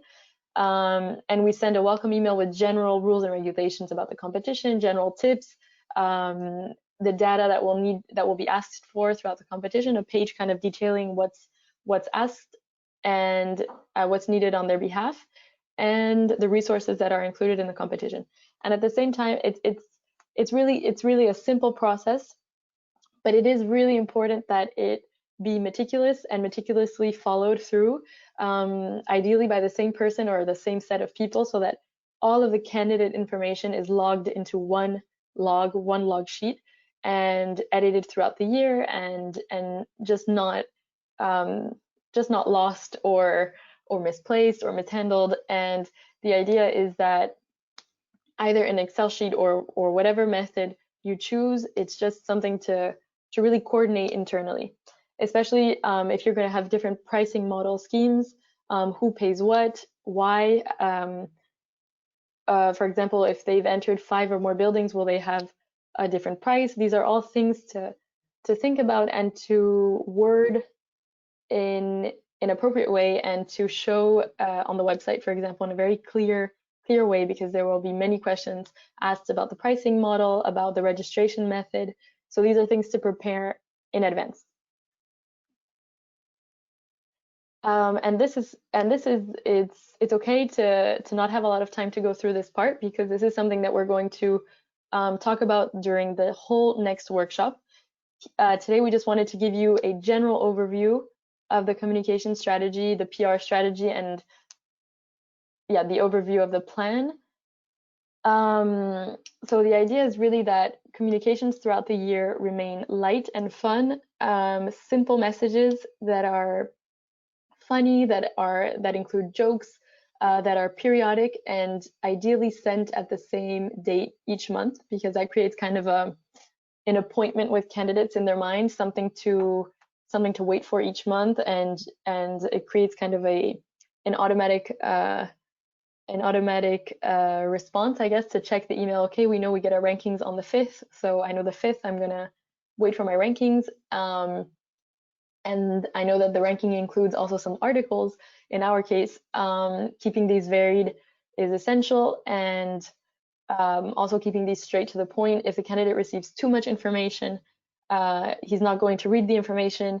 So just a lot of things to keep in mind.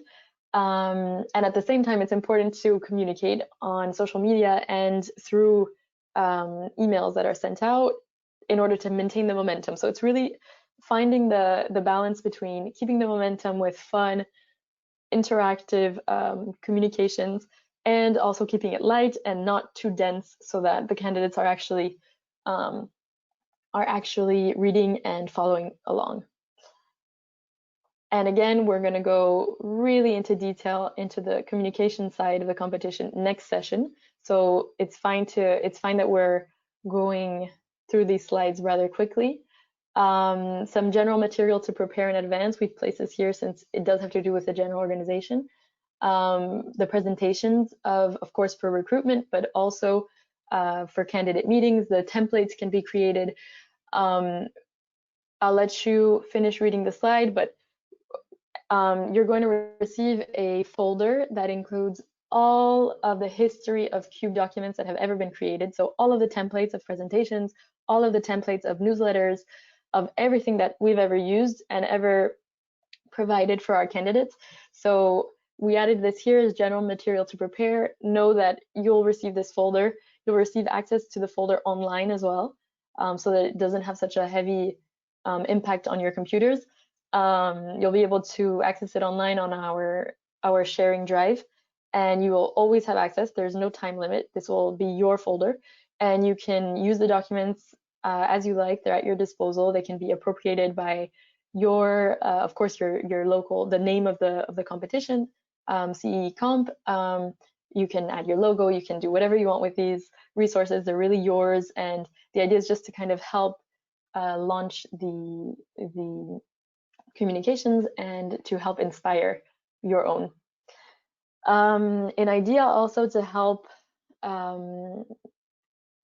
give visibility to the competition in France has been to have the former environmental minister really involved with the competition. So as we mentioned, he's been at 2 of the award ceremonies, which grants a kind of legitimacy to the competition in the eyes of many. It's a way to raise the legitimacy, the exposure of the competition, and it's something maybe to consider. I don't know if it's an approach that would work in Cambodia, I'm not sure, but it could be something that could be interesting since social media has such an impact, as you were mentioning, Cécile. Maybe finding some kind of an equivalent influencer could be something to consider. During the competition, so this is mostly going to be on the communication side. So we're gonna kind of speed through these, but on the candidate meetings that we were discussing earlier,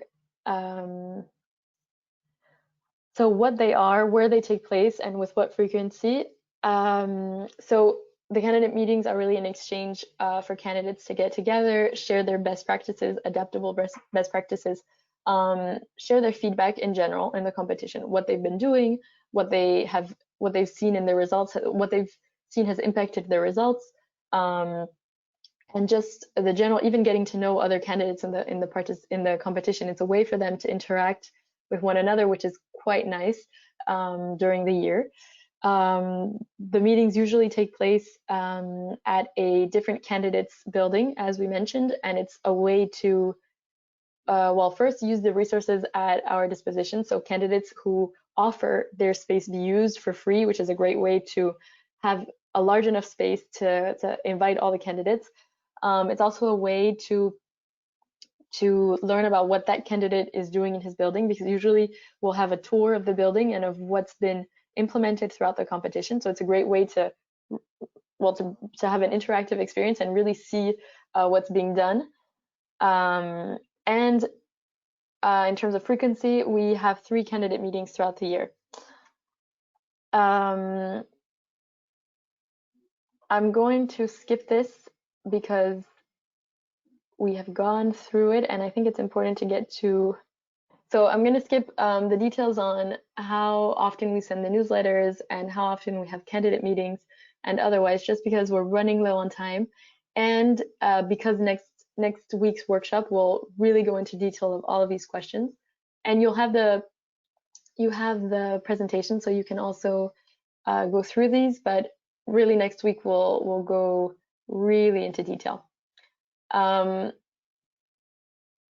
So this is kind of, as we mentioned, coordination questions on administrative questions, registration, how it works, rules and regulations. It's important to set this up.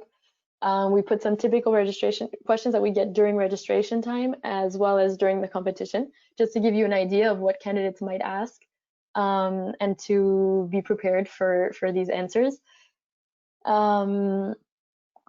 We've set up a model where we try to be as reactive as possible. So we have a model where we have to respond within 48 hours.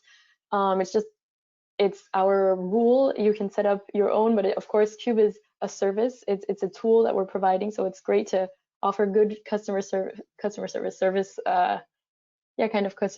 to candidates. And this is, as I was mentioning, just having a very clear and concise administrative follow-up model. And post-competition, just looking at the time.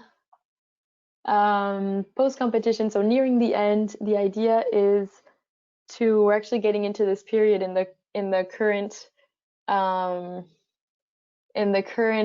French Cube, where nearing the end of the competition, we want to continue motivating candidates as much as possible.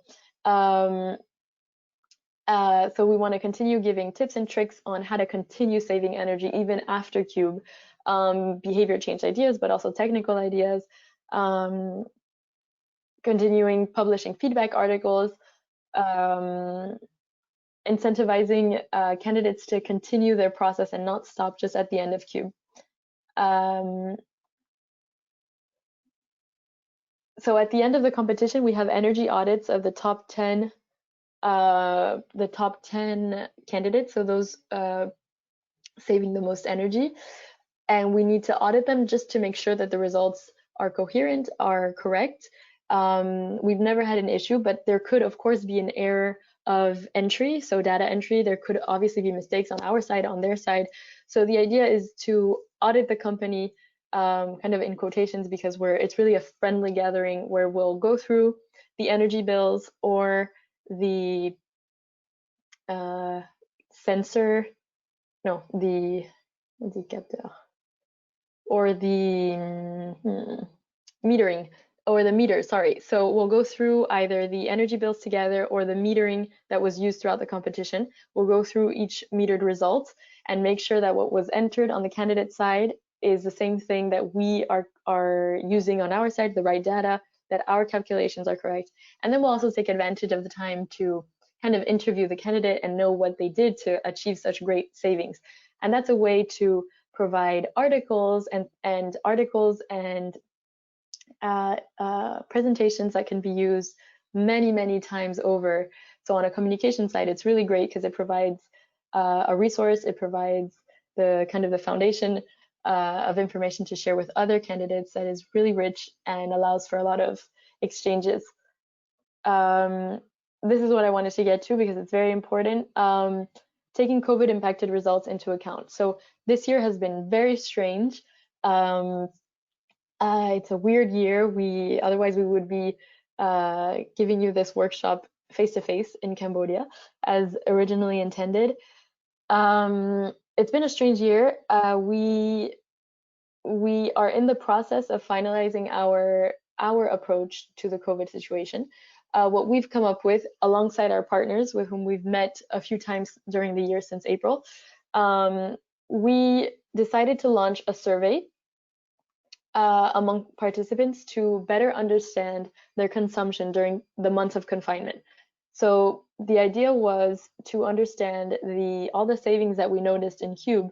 Of course, we continued calculating the monthly savings, and we continued sending out rankings to candidates as if nothing had happened, because the idea is to provide candidates the data and the percentage savings that their buildings are making in real time, because they are saving this energy, so that the buildings could study their COVID impact themselves. So the data is actually really important for the companies to study COVID's impact on their consumption. So we continued calculating savings. We conducted a survey to understand who was consuming what and how and why. So we asked, the questions are in French, but I think there were about 20 questions in the survey. I can translate these on the right. The idea was to especially ask about occupancy. So what percentage of occupancy was being experienced throughout the confinement month. So we put kind of just general brackets, so 0 to 20%, 80 to 100%, and we had most of our participants completely confined, so mostly on working from home and not working in their office spaces. We had a great vast amount of candidates who were able to properly set their equipment and their systems before leaving the buildings. So that's the second question. If they had time to properly set equipment, so turning off heating systems that would have otherwise automatically turned on at 6 a.m. the next morning, and so on. So we had a large portion that were able to properly adjust this equipment. Using the survey results and discussing internally as well as with our partners, we've come to two different solutions. It's really important, though, to conduct this kind of survey, I would say, to really understand what's going on in the field. For us, it's been really helpful because we think that we've been able to study actually the amount of candidates that were impacted or not. The amount of candidates that actually stayed open and were present were those with essential work. For example, retirement homes, the French Postal Service, and the French transport company. So these three mainly.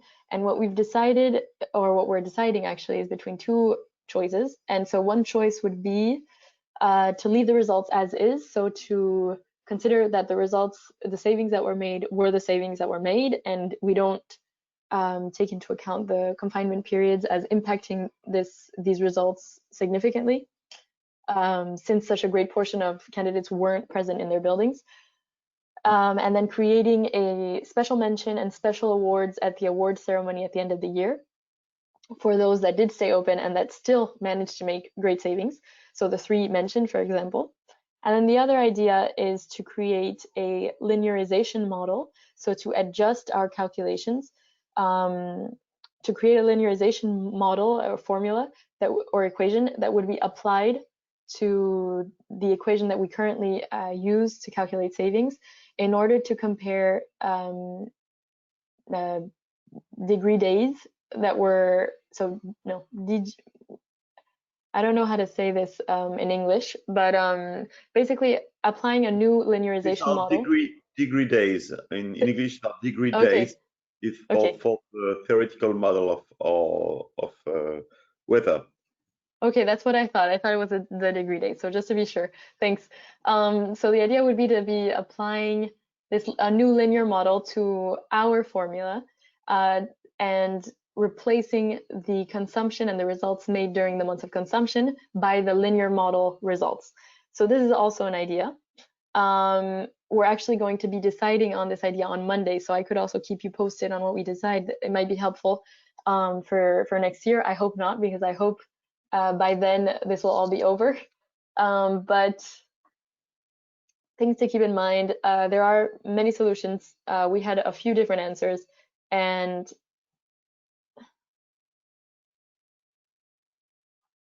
Cedric, I'll let you answer Francis' question on the IPMVP model, taking into account the occupancy change with COVID.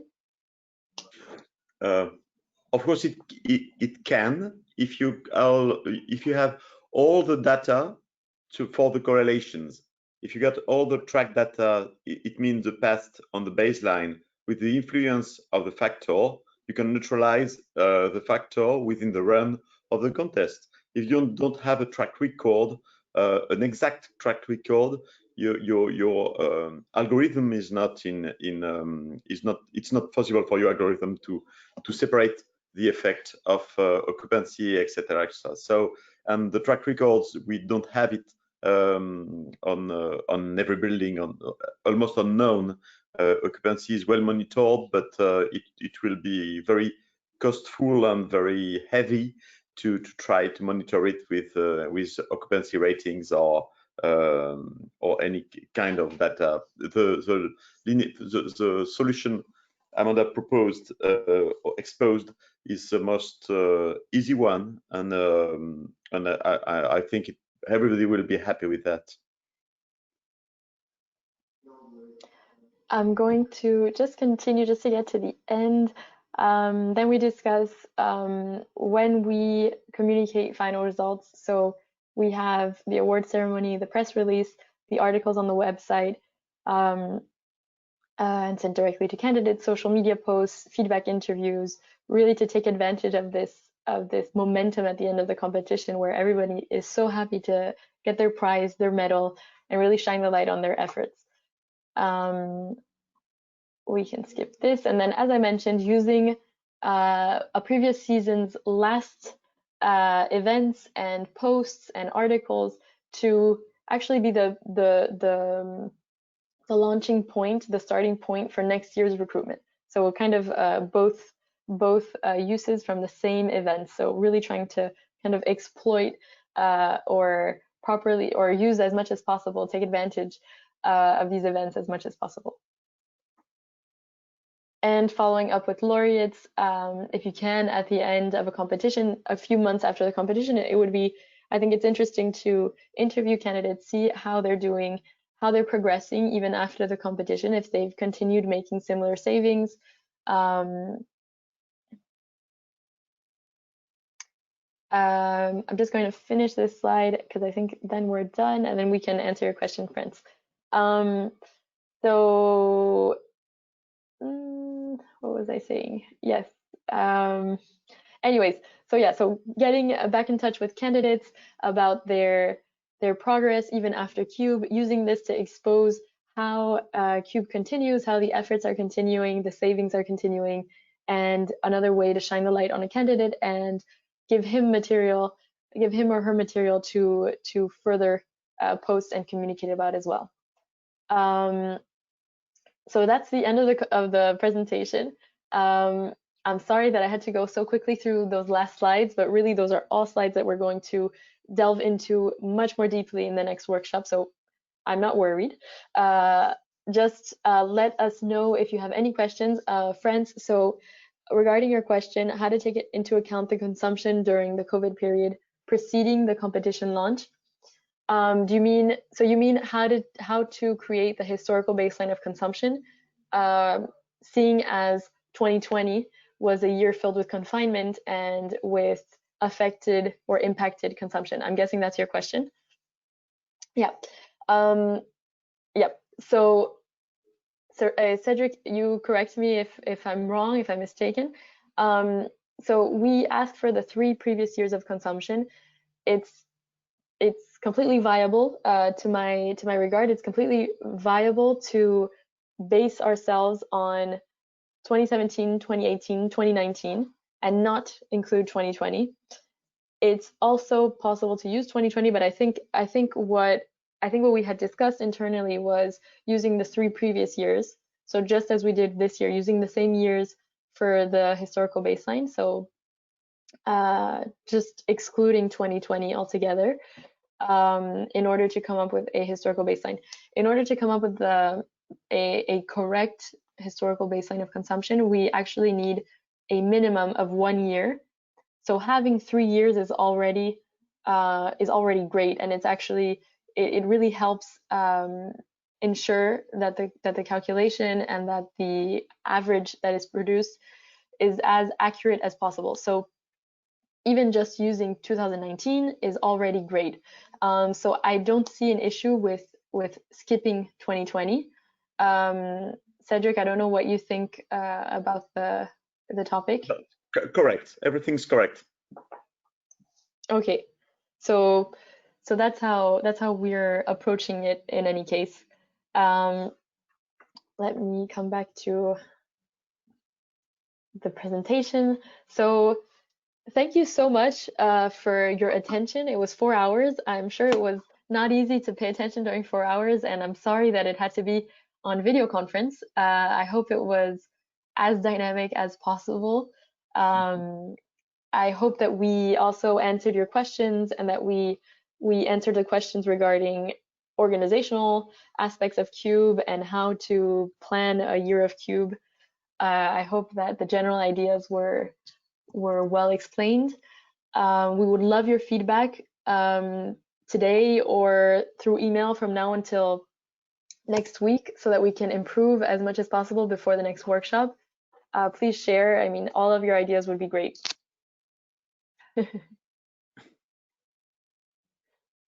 I'm glad I sold you, Cedric.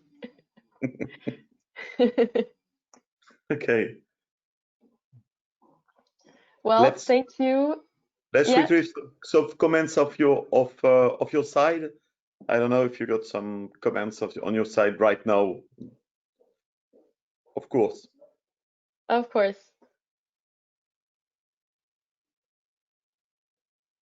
So we'll share. Yeah, thank you really much. Thank you very much.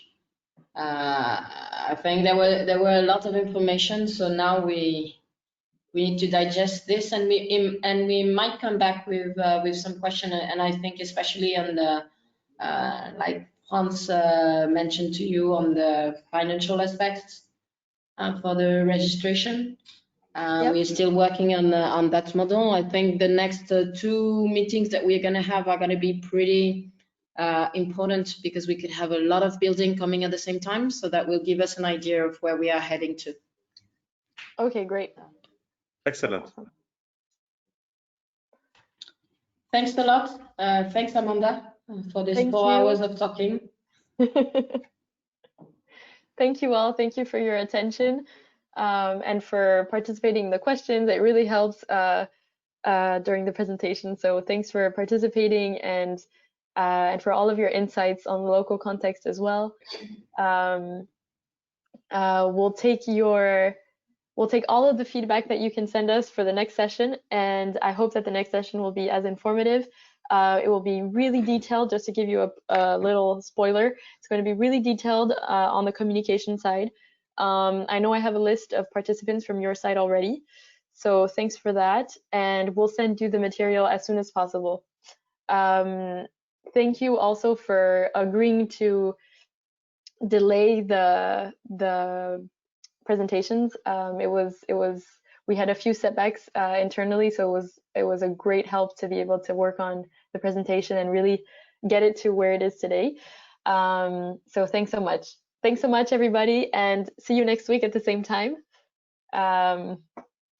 Thank you. Thank you, everybody. Thank you, Amanda. Thank you. Goodbye. Bye-bye. Goodbye. Bye. Thank you, Amanda. Thank you, Thank Cedric.